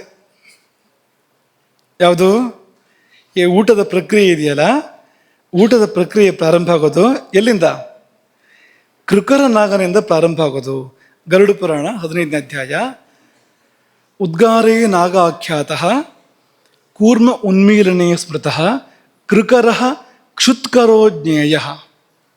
ಹಸಿವಾಗತ್ತಲ್ಲ, ಈ ಹಸಿವು ಯಾವುದರಿಂದ ಉಂಟಾಗುವಂಥದ್ದು ಅಂದರೆ ಕೃಕರ ಎಂಬ ಪ್ರಾಣದಿಂದ ಹಸಿವು ಉಂಟಾಗೋದು. ಉಪಪ್ರಾಣ ಅಂತಲೂ ಹೇಳ್ತಾರೆ ಇದನ್ನು. ಕ್ಷುತ್ತು ತ್ರುಟು ಅಂದರೆ ಹಸಿವು ಮತ್ತು ಬಾಯಾರಿಕೆ ಎರಡೂ ಕೂಡ ಕೃಕರ ನಾಗದಿಂದ ಉಂಟಾಗುವಂಥದ್ದು. ಅಂದರೆ ಸಮಾನ ಇದನ್ನು ಆಹಾರವನ್ನು ಪಚನ ಮಾಡಿ ವ್ಯವಸ್ಥೆ ಮಾಡಿಕೊಡುತ್ತೆ ಎಲ್ಲ. ಆದರೆ ಹಸಿವು ಅನ್ನೋದು ಅದೊಂದು ಭಾವ ಅಲ್ವಾ, ಅದೊಂದು ಅನುಭೂತಿ ಹಸಿವು ಅಂತ ಅನ್ನೋದು. ಈಗ ಸಮಾನ ಒಳಗೆ ಎಲ್ಲ ಕೆಲಸ ಮಾಡುತ್ತೆ, ಆದರೆ ಅದು ನಮ್ಗೆ ಗೊತ್ತಾಗಬೇಕಲ್ಲ. ದೇಹಕ್ಕೆ ಆಹಾರ ಬೇಕು, ಆಹಾರ ಕೊಡು ಅಂತ ಹೇಳಬೇಕಲ್ಲ. ಆ ಸೂಚನೆ ಕೊಡೋ ಕೆಲಸವನ್ನು ಯಾರು ಮಾಡ್ತಾರೆ ಅಂತಂದರೆ ಕೃಕರ ಎಂಬ ನಾಗ ಹಸಿವನ್ನು ಏರ್ಪಡಿಸಿ ಕೊಡು ಊಟವನ್ನು ಈಗ ಎಂಬುದಾಗಿ ಒಂದು ಸೂಚನೆ ಕೊಡಿಸತ್ತೆ. ಅಲ್ಲಿಂದ ಪ್ರಾರಂಭ. ಈ ಪ್ರಾಣಗಳ ಪೈಕಿಯಲ್ಲಿ ಕೃಕರ ನಾಗ ಅಲ್ಲಿಂದ ಆರಂಭ ಆಗತ್ತೆ. ಅಲ್ಲಿಂದ ಮುಂದೆ ಅದರ ಮುಂದಿನ ಪಾತ್ರ ವಹಿಸ್ತಕ್ಕಂಥದ್ದು ಸ್ವತಃ ಪ್ರಾಣವೇ. ನಾವು ಊಟ ಮಾಡುವಾಗ ಏನು ಮಾಡ್ತೇವೆ ಹೇಳಿ ನೋಡೋಣ, ಹೇಳಿ. ತುತ್ತನ್ನು ಬಾಯೊಳಗೆ ಇಡ್ತೇವೆ, ಹೋದಲ್ವಾ? ಆಮೇಲೆ ಏನಾಗುತ್ತೆ? ಈ ತುತ್ತನ್ನು ಬಾಯಲ್ಲಿ ಇಡೋದು ಕೈಯಿಂದ ಮಾಡುವಂಥದ್ದು. ಅಲ್ಲಿಂದ ಮುಂದಕ್ಕೆ ಏನಾಗುತ್ತೆ? ಅದು ಜಗತ್ತಿಗೆ. ಆಮೇಲೆ ಏನಾಗುತ್ತೆ? ಇದೆಲ್ಲ ಪ್ರಾಣದ ಕೆಲಸ. ಇದೆಲ್ಲ ಪ್ರಾಣದ ಕೆಲಸ. ಪ್ರಾಣದ ಕೆಲಸಗಳ ಪಟ್ಟಿ ಕೊಡುವಾಗ ನಿಶ್ವಾಸ ಅನ್ನಪ್ರವೇಶ ಕೃತ್, ಅನ್ನಪ್ರವೇಶ ಕೃತ್ ಎಂಬುದಾಗಿ ಹೇಳಿದ್ದಾರೆ. ಹಾಗಾಗಿ ಅನ್ನಮಾದಾನ ಕರ್ಮಾತು ಪ್ರಾಣ ಕೋಷ್ಠಂ ಪ್ರಕರ್ಷತಿ. ಪ್ರಾಣವಾಯುವು ಅನ್ನವನ್ನು ಹೊಟ್ಟೆಗೆ ತಗೊಂಡು ಹೋಗುವಂಥದ್ದು, ಹೊಟ್ಟೆಗೆ ತಳ್ಳುವಂಥದ್ದು. ತಗೊಂಡು ಹೋಗೋಗಿಲ್ಲ ಹೊಟ್ಟೆಗೆ ಪ್ರಾಣ. ಯಾಕೆ ಹೇಳಿ? ಈ ವ್ಯತ್ಯಾಸ ಗಮನಿಸಿ. ಹೊಟ್ಟೆಗೆ ತಳ್ಳುತ್ತೆ ಪ್ರಾಣ ಯಾವುದನ್ನು? ಅನ್ನವನ್ನು. ತಗೊಂಡು ಹೋಗೋದಿಲ್ಲ. ಯಾಕೆ ಹೇಳಿ? ಅಲ್ಲ, ಅದ್ರ ವ್ಯಾಪ್ತಿ ಅಲ್ಲಿವರೆಗೆ ಇರುವಂಥದ್ದು ಅಂತ. ಉರಸ್ಸು ಇದೆಯಲ್ಲ, ಎದೆ ಇದೆಯಲ್ಲ, ನೆತ್ತಿಯಿಂದ ಎದೆಯವರೆಗೆ ಅದರ ವ್ಯಾಪ್ತಿ ಇರುವಂಥದ್ದು. ಅಲ್ಲಿಂದ ಮುಂದಕ್ಕೆ ಅದು ವ್ಯಾಪ್ತಿ ಇಲ್ಲ. ಯಾಕೆ ವ್ಯಾಪ್ತಿ ಇಲ್ಲ? ಮಡಿ ಸಾಕಾಗೋದಿಲ್ಲ ಅಂತ ಕೆಳಗೆ ಅಂತ. ಈ ಪ್ರಾಣ ಭಾರಿ ಮಡಿಯೋದು, ಮುಖ್ಯ ಪ್ರಾಣ ಅಲ್ವಾ, ವಿಪರೀತ ಮಡಿಯೋದು. ಹಾಗಾಗಿ ಅಲ್ಲಿವರೆಗೆ ಬರುತ್ತಂಥದ್ದು. ಎಲ್ಲಿವರೆಗೆ? ಎದೆವರೆಗೆ ಬರುತ್ತಂತೆ. ಎದೆಯಿಂದ ಮುಂದಕ್ಕೆ ಚೀಚಿ ನಾ ಬರೋದಿಲ್ಲ ಅಲ್ಲಿ ಅಂತ ತನ್ನ ಉಳಿದ ಸೇವಕರಿಗೆ ಅದನ್ನು ಬಿಡುತ್ತೆ ಅಂತ. ಹಾಗಾಗಿ ಅಲ್ಲಿವರೆಗೆ ಬಂದು ಕೋಷ್ಠಕ್ಕೆ ಅದನ್ನು ತಳ್ಳಿಬಿಡುತ್ತೆ ಪ್ರಾಣ ಅಂತ. ಹಾಗಾಗಿ ಅಲ್ಲಿಂದ ಅದು ಆರಂಭ ಆಗುವಂಥದ್ದು. ಯೋ ವಾಯು ವಕ್ರ ಸಂಚಾರಿ, ಮುಖದಲ್ಲಿ ಸಂಚಾರ ಮಾಡುವಂಥದ್ದು. ಯಾವ ವಾಯು ಅಂದರೆ ಪ್ರಾಣವೇ. ಇದು ಸ ಪ್ರಾಣೋ ನಾಮ ದೇಹ ಧೃಕ್. ಈ ದೇಹವನ್ನು ಅದೇ ಧರಿಸಿದೆ. ಭೂತಾತ್ಮನನ್ನು, ಜೀವಾತ್ಮನನ್ನು ಅದೇ ನೋಡ್ಕೊಳ್ತಾ ಇದೆ. ಹಾಗಾಗಿ ಅಂಥ ಅತಿ ಮುಖ್ಯವಾಗಿರ್ತಕ್ಕಂಥ ಪ್ರಾಣ ಸಹ ಅನ್ನಂ ಪ್ರವೇಶಯತಿ ಅಂತಹ, ಸೋನ್ನಂ ಪ್ರವೇಶಯತ್ಯಂತಹ ಪ್ರಾಣಾಂಶ್ಚಾಪ್ಯವಲಂಬತೆ. ಉಳಿದ ಪ್ರಾಣಗಳನ್ನು ಕೂಡ ಅದು ನೋಡ್ಕೊಳ್ಳುತ್ತೆ, ಸಾಕತ್ತೆ. ಎಲ್ಲ ಪ್ರಾಣಗಳಿಗೆ ತಾಯಿ ಇದ್ದ ಹಾಗೆ ಈ ಪ್ರಾಣ ಎನ್ನುವಂಥದ್ದು. ಹಾಗಾಗಿ ಅದನ್ನು ಮಾಡುತ್ತೆ. ಇದು ಮುಖ್ಯವಾಗಿ ಸೋನ್ನಂ ಪ್ರವೇಶಯತ್ಯಂತಹ ಅನ್ನವನ್ನು ಒಳಗಡೆ ಪ್ರವೇಶ ಮಾಡುವಂತೆ ಮಾಡುತ್ತೆ. ಹಾಗೆ ಅಷ್ಟಾಂಗ ಹೃದಯದಲ್ಲೂ ಕೂಡ ಪ್ರಾಣೋತ್ರ ಮೂರ್ಧಗಃ ಉರಃ ಕಂಠಚರಃ ಬುದ್ಧಿ ಹೃದಯೇಂದ್ರಿಯ ಚಿತ್ತಧೃಕ್ ಷ್ಠೀವನ ಕ್ಷವಥೋದ್ಗಾರ ನಿಶ್ವಾಸ ಅನ್ನಪ್ರವೇಶ ಕೃತ್. ನಮಗೆ ಬೇಕಾಗಿರೋದು ಕೊನೆಯ ಶಬ್ದ ಅನ್ನಪ್ರವೇಶ ಕೃತ್. ಹಾಗಾಗಿ ಪ್ರಾಣವಾಯುವಿನ ಕಾರ್ಯ ಅನ್ನದ ಕೋಷ್ಠ ಪ್ರವೇಶ, ಅದು ಅದನ್ನು ನಡೆಸಿಕೊಡ್ತಾ ಇದೆ. ಅದು ಅನ್ನವನ್ನು ಕೋಷ್ಠಕ್ಕೆ ತಳ್ಳೋದು ಮಾತ್ರ ಅಲ್ಲ, ಸ್ವಲ್ಪ ಕೆಲಸ ಪ್ರಾರಂಭ ಮಾಡಿಕೊಡುತ್ತೆ. ಅದು ಜೀರ್ಣಕ್ರಿಯೆ ಎಲ್ಲಿ ಪ್ರಾರಂಭ ಆಗತ್ತೆ? ಯೋಚನೆ ಮಾಡಿ ಸ್ವಲ್ಪ. ಇಲ್ಲೇ ಪ್ರಾರಂಭ ಆಗತ್ತೆ, ಬಾಯಲ್ಲೇ ಪ್ರಾರಂಭ ಆಗತ್ತೆ. ಅಗಿಯೋದಲ್ಲಿ ಅದು ಜೀರ್ಣಕ್ರಿಯೆ ಭಾಗವೇ. ಒಳಗೆ ಹೋದ್ಮೇಲೆ ಕೂಡ ನಡೆಯುತ್ತೆ. ಅಗಿಯೋದನ್ನೋದು ಇಲ್ಲಿ ಮುಗ್ದೋಗೋದಿಲ್ಲ, ಅಲ್ಲಿ ಹೋಗಿ ಕೂಡ ಅದನ್ನು ಪುಡಿ ಮಾಡೋ ಕೆಲಸವನ್ನು ಒಳಗಿರೋ ಶಕ್ತಿಗಳು ಮಾಡ್ತವೆ ಅದನ್ನು. ಹಾಗಾಗಿ ಅದರ ಪೂರಕವಾಗಿ ಇಲ್ಲೂ ನಡೀತಾ ಇರುವಂಥದ್ದು. ಹಾಗಾಗಿ ಒಂದು 3 ಕೆಲಸ ನಾನು ಹೇಳುವಂಥದ್ದು. ಒಂದು ಅಗದು ಪುಡಿ ಮಾಡುವಂಥದ್ದು ಅಲ್ವಾ, ಹಲ್ಲುಗಳು ಮಾಡ್ತವೆ ಅದನ್ನು. ಆ ಕ್ರಿಯೆ ಇದೆಯಲ್ಲ, ಅಗಿಯುವುದು ಅನ್ನೋದು ಕ್ರಿಯೆಯೆಲ್ಲ ಪ್ರಾಣಶಕ್ತಿಗಳ ಮೂಲಕ ನಡಿಬೇಕು. ಯಾವುದೇ ಕ್ರಿಯೆ ಪ್ರಾಣಶಕ್ತಿಯನ್ನು ಬಿಟ್ಟು ನಡೆಯೋ ಹಾಗಿಲ್ಲ. ಎಲ್ಲ ಕ್ರಿಯೆಯೂ ಪ್ರಾಣ ಮೂಲವೇ. ಆಗ ಅಗಿಯುವಿಕೆ ಅನ್ನೋದು ಅದು ಪ್ರಾಣವೇ ಮಾಡಿಸುವಂಥದ್ದು ಅಂತ, ಪ್ರಾಣಶಕ್ತಿಯೇ ಮಾಡಿಸುವಂಥದ್ದು. ಒಂದಾಯ್ತಾ? ಇನ್ನೊಂದು ಇಲ್ಲಿ ಏನಾಗುತ್ತೆ ಬಾಯಲ್ಲಿ ಹೇಳಿ, ಮತ್ತೊಂದು ಊಟ ಮಾಡುವಾಗ ಬಾಯಿ ಹಾಕಿದ ತಕ್ಷಣ ಏನಾಗುತ್ತೆ? ಏನು ಊಟ ಮಾಡ್ತೀರಿ ನೀವು? ಬಾಯಿ ಹಾಕಿದ ಕೂಡ ಏನಾಗುತ್ತೆ? ರುಚಿ ಗೊತ್ತಾಗುತ್ತೆ. ಅದನ್ನೇ ಹೇಳಿದನ್ನ ಅಂತ, ರಸಗ್ರಹಣ ಅಂತ ಅದಾಗಬೇಕು ಅಂತ. ಅದು ಮಧುರವೋ ಅಥವಾ ಕಟುವೋ ಅಥವಾ ಕಷಾಯವೋ, ಆ ರಸ ಮಿಶ್ರವೋ, ರಸ ಗೊತ್ತಾಗಬೇಕಲ್ವಾ? ರಸ ಯಾಕೆ ಗೊತ್ತಾಗಬೇಕು ಹೇಳಿ? ರಸ ಯಾಕೆ ಗೊತ್ತಾಗಬೇಕು ಅಂದರೆ ಮುಂದೆ ಅಗ್ನಿ ಸಿದ್ಧ ಆಗಬೇಕು ಅಂತ. ಈಗ ಯಾವ ಬಗೆದು ಬರ್ತಾ ಇದೆ ಅನ್ನೋದಕ್ಕೆ ಸೂಚನೆ ಮುಂದಕ್ಕೆ ಹೋಗುವಂಥದ್ದು. ಅದಕ್ಕೆ ತಕ್ಕಂತೆ ಅಗ್ನಿ ಸಿದ್ಧ ಆಗತ್ತೆ. ಹಾಗಾಗಿ ಪ್ರಾಣ ಅಲ್ಲಿಂದ ತನ್ನ ಕೆಲಸ ಪ್ರಾರಂಭ ಮಾಡುತ್ತೆ, ಮುಂದಿನ ಅಗ್ನಿಗಳಿಗೆ ಸೂಚನೆ ಕಳಿಸ್ಕೊಡುತ್ತೆ. ಇಂಥದ್ದು ಬರ್ತಾ ಇದೆ, ಸಿದ್ಧ ಆಗಿ ಅಂತ. ಭೋಜನ ಅನ್ನೋದು ಪೂರ್ತಿ ರಸಮಯ. ಅದು ರಸೋ ವಯಸ್ಸಹ ಅಲ್ಲಿಗೆ ಹೋಗ್ಬೇಕಲ್ವಾ, ಅಲ್ಲಿಗೆ ತಲುಪಬೇಕಲ್ವಾ, ಪೂರ್ತಿ ರಸಮಯ. ಆಧುನಿಕ ವಿಜ್ಞಾನದಲ್ಲಿ ಈ ರಸಗಳ ಪರಿಜ್ಞಾನ, ಅದರ ಬಗ್ಗೆ ವಿಶ್ಲೇಷಣೆ ತುಂಬ ಕಡಿಮೆ ಇದೆ. ಅದೇನು ಹೊಟ್ಟೆ ಒಳಗೆ ಹೋಗುತ್ತೆ, ಜೀರ್ಣ ಆಗುತ್ತೆ, ಬೇರೆ ಬೇರೆ ಕಡೆ ಹೋಗುತ್ತೆ, ಪರಿಣಾಮ ಎಷ್ಟೇ ಯೋಚನೆ ಮಾಡ್ತಾರೆ. ಆದರೆ ರಸಗಳಿಗೆ ತುಂಬ ಪ್ರಾಮುಖ್ಯ ಇದೆ. ಯಾಕೆಂದರೆ ಈ ರಸಗಳೇ ಭಾವಗಳಾಗಿ ಮುಂದೆ ಮಾರ್ಪಡುವಂಥವು, ನಮ್ಮ ವ್ಯಕ್ತಿತ್ವವನ್ನು ರೂಪಿಸುವಂಥವು. ನಮ್ಮ ಅಂತಃಕರಣಂತೂ ರಸಗಳ ಮೇಲೆ ನಿಂತಿದೆ ಪೂರ್ತಿ. ಅವನಿಗೆ ಎಷ್ಟು ಹುಳಿ ಅಂತ ಹೇಳ್ತಾರಲ್ವಾ, ಏನದು ಅಂತ. ಸಂತೋಷ ಆದ ಕೂಡಲೇ ಸಿಹಿ ತಿಂತೇವೆ, ಯಾಕೆ? ಆ ರಸಗಳಿಗೂ ಅದಕ್ಕೂ ಇರೋ ಬಾಂಧವ್ಯ ಅದು. ಬೇರೆ ಏನು ಇಲ್ಲ. ಭಾಳ ಕಹಿ ಆಯಿತು ಅವನ ಮಾತು ಅಂತ ಹೇಳ್ತೇವೆ. ಏನದು? ಏನು ಬೇವ ಅದು ಕಹಿ ಆಗೋದಕ್ಕೆ ಮಾತು? ಯಾಕೆ ಕಹಿ ಆಗಬೇಕು ಅಂದರೆ ರಸಗಳಿಗೂ ಮತ್ತು ಭಾವಗಳಿಗೂ ಇರ್ತಕ್ಕಂಥ ಒಂದು ಬಾಂಧವ್ಯ, ಆ ಕಾರಣಕ್ಕೆ ಆಗುವಂಥದ್ದು. ಹಾಗಾಗಿ ಅದಕ್ಕೆ ತಕ್ಕಂತೆ ಪಾಕ ಮಾಡಬೇಕು. ಸುಮ್ಮನೆ ಜೀರ್ಣ ಮಾಡೋದಲ್ಲ, ಮುಂದೆ ಏನಾಗಬೇಕು ಅದು, ಈ ದೇಹದಲ್ಲಿ ಏನಾಗಬೇಕು ಅದು, ಮನಸ್ಸಲ್ಲಿ ಏನಾಗಬೇಕು, ಅದಕ್ಕೆ ತಕ್ಕಂತೆ ಪಾಕ ಆಗಬೇಕಲ್ವಾ, ತಕ್ಕಂತೆ ಅಗ್ನಿ ಸಿದ್ಧ ಆಗಬೇಕು. ಹಾಗಾಗಿ ಸೂಚನೆಗಳನ್ನು ಕಳುಹಿಸುವ ಸಲುವಾಗಿ ಬೋಧಕ ಕಫ ಕೆಲಸ ಮಾಡುತ್ತೆ. ಅದನ್ನು ಕಫ ತಾನೇ ಇರೋದಿಲ್ಲ, ಏನಿದೆ ಒಳಗಡೆಗೆ, ಲಾಲಾರಸ ಅಂತ ಏನು ಹೇಳ್ತೀವಿ, ಕಫಧಾತುವಿನದೇ ಒಂದು ರೂಪ, ಅದು ಬೇರೆ ಏನೂ ಅಲ್ಲ.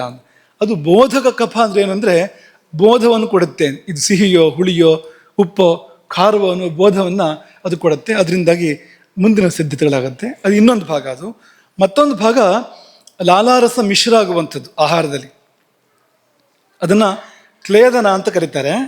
ಕ್ಲೇದನ ಕಫ ಅಂತಲೇ ಮುಂದಕ್ಕೂ ಅದ್ರ ಪಾತ್ರ ಇದೆ. ಆಮಾಶಯಕ್ಕೆ ಹೋದಂತರೂ ಕೂಡ ಪಾತ್ರ ಇದೆ ಅದರದ್ದು. ಈ ಕ್ಲೇದನ ಅಂದರೆ ನೆನೆಸುವಂಥದ್ದು. ಜೀರ್ಣಕ್ರಿಯೆಯಲ್ಲಿ ಇದು ಕೂಡ ತುಂಬ ಮುಖ್ಯವಾಗಿರುವಂಥದ್ದು. ನಾವು ಅಡುಗೆ ಮಾಡುವಾಗಲೂ ಕೂಡ ನೆನೆಸ್ತೀವಿ, ಬೇಯಿಸ್ತೀವಿ, ರುಬ್ಬುತ್ತೀವಿ, ಎಲ್ಲ ಮಾಡ್ತೀವಲ್ವ, ಅದೆಲ್ಲ ಪ್ರಕ್ರಿಯೆಗಳು ಇಲ್ಲೂ ಆಗುತ್ತೆ. ಈ ಹಲ್ಲು, ಈ ಬಾಯಿ, ನಾಲಿಗೆ, ಹೊಟ್ಟೆ ಒಳಗೆ ನೀವು ಅಡುಗೆ ಮನೇಲಿ ಏನು ಮಾಡ್ತೀರೋ ಅದೆಲ್ಲ ಕಾರ್ಯಕ್ರಮ ಇದೆ. ಹಾಗಾಗಿ ಆ ನೆನೆಸುವಿಕೆ ಇದೆಯಲ್ಲ, ಜೀರ್ಣಕ್ರಿಯೆ ತುಂಬ ಮುಖ್ಯವಾಗಿರ್ತಕ್ಕಂಥ ಒಂದು ಭಾಗ. ಅದನ್ನು ಕೂಡ ಆ ಕಫ ಮಾಡುತ್ತೆ, ಮಾಧುರ್ಯವನ್ನು ಕೊಡುತ್ತೆ. ಆಧುನಿಕ ವಿಜ್ಞಾನ ಕೂಡ ಒಪ್ಪತ್ತೆ ಅದನ್ನು. ಮಾಧುರ್ಯ ಅಲ್ಲಿ ಏರ್ಪಡುತ್ತೆ. ನೀವೇನೇ ತಿನ್ನಿ, ಮಾಧುರ್ಯ ಅನ್ನೋದು ಕೊನೆಗೆ ಏರ್ಪಡುತ್ತೆ ಅಲ್ಲಿ. ಹಾಗೆ ಒಳ್ಳೆ ಊಟ ಅಂದರೆ ಯಾವ ರಸ ಆದರೂ ಕೂಡ ಮಧುರ ಭೋಜನವೇ ಒಂದರ್ಥಲ್ಲದು ಅಂತ ಹಾಗಾಗುತ್ತೆ ಅಂತ ಆಧುನಿಕ ವಿಜ್ಞಾನ ಕೂಡ ಹೇಳುತ್ತೆ. ಇಷ್ಟೆಲ್ಲ ಕಾರ್ಯವನ್ನು ಪ್ರಾಣ ಮಾಡುತ್ತೆ.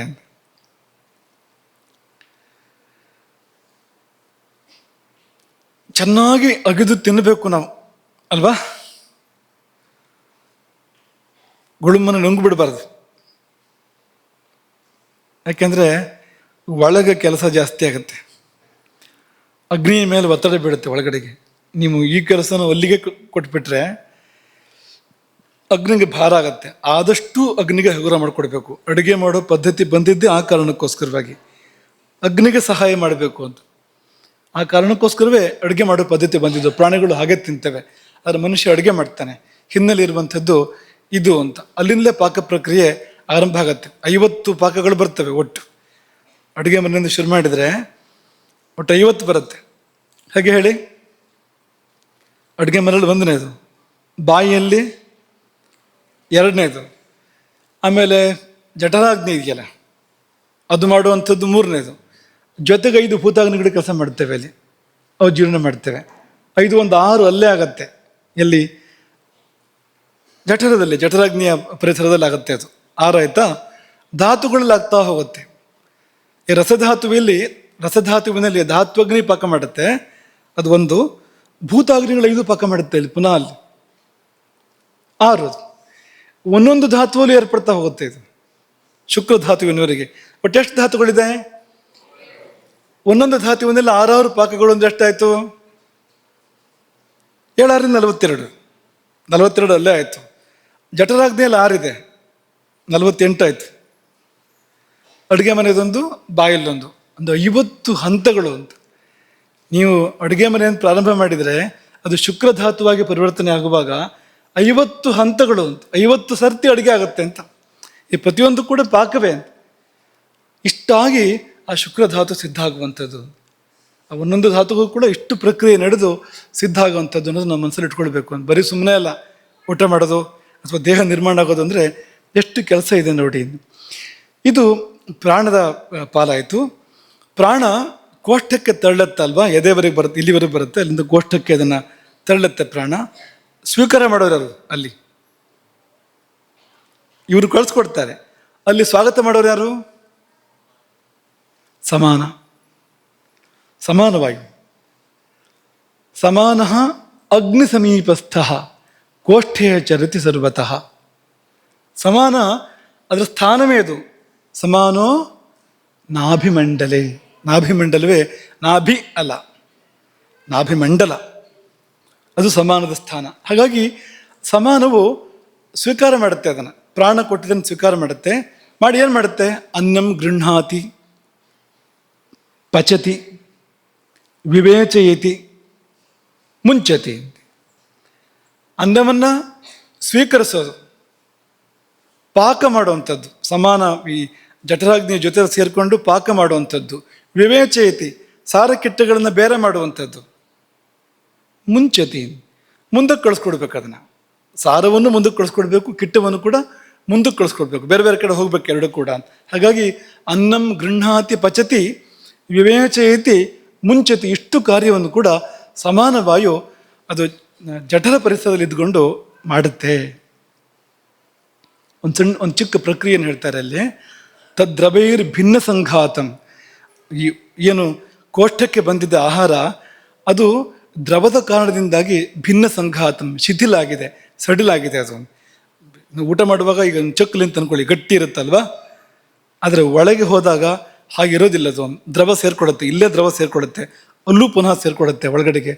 ಈ ದ್ರವಗಳ ಕಾರಣಕ್ಕೆ ಭಿನ್ನ ಸಂಘಾತಂ, ಅದು ಒಡೆಯುತ್ತೆ, ಸಡಿಲಾಗತ್ತೆ. ಅದು ಸ್ನೇಹೇನ ಮೃದುತಾಂಗತಂ, ಅಲ್ಲಿರ್ತಕ್ಕಂಥ ಜಿಡ್ಡಿನಂಶ ಏನಿದೆ, ಜಿಡ್ಡಿನಂಶದ ಕಾರಣಕ್ಕೆ ಮೃದುವಾಗುತ್ತೆ ಅದು.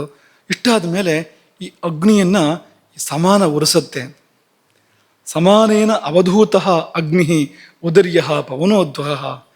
ಈ ಸಮಾನ ವಾಯುವಿನಿಂದ ಊದಲ್ಪಟ್ಟ, ವರ್ಧಿಸಲ್ಪಟ್ಟ ಉದರ್ಯ ಅಗ್ನಿ, ಜಠರಾಗ್ನಿ ಏನಿದೆ ಅದು ಸರಿಯಾಗಿ ಪಾಕಗೊಳಿಸುತ್ತೆ ಆಹಾರವನ್ನು.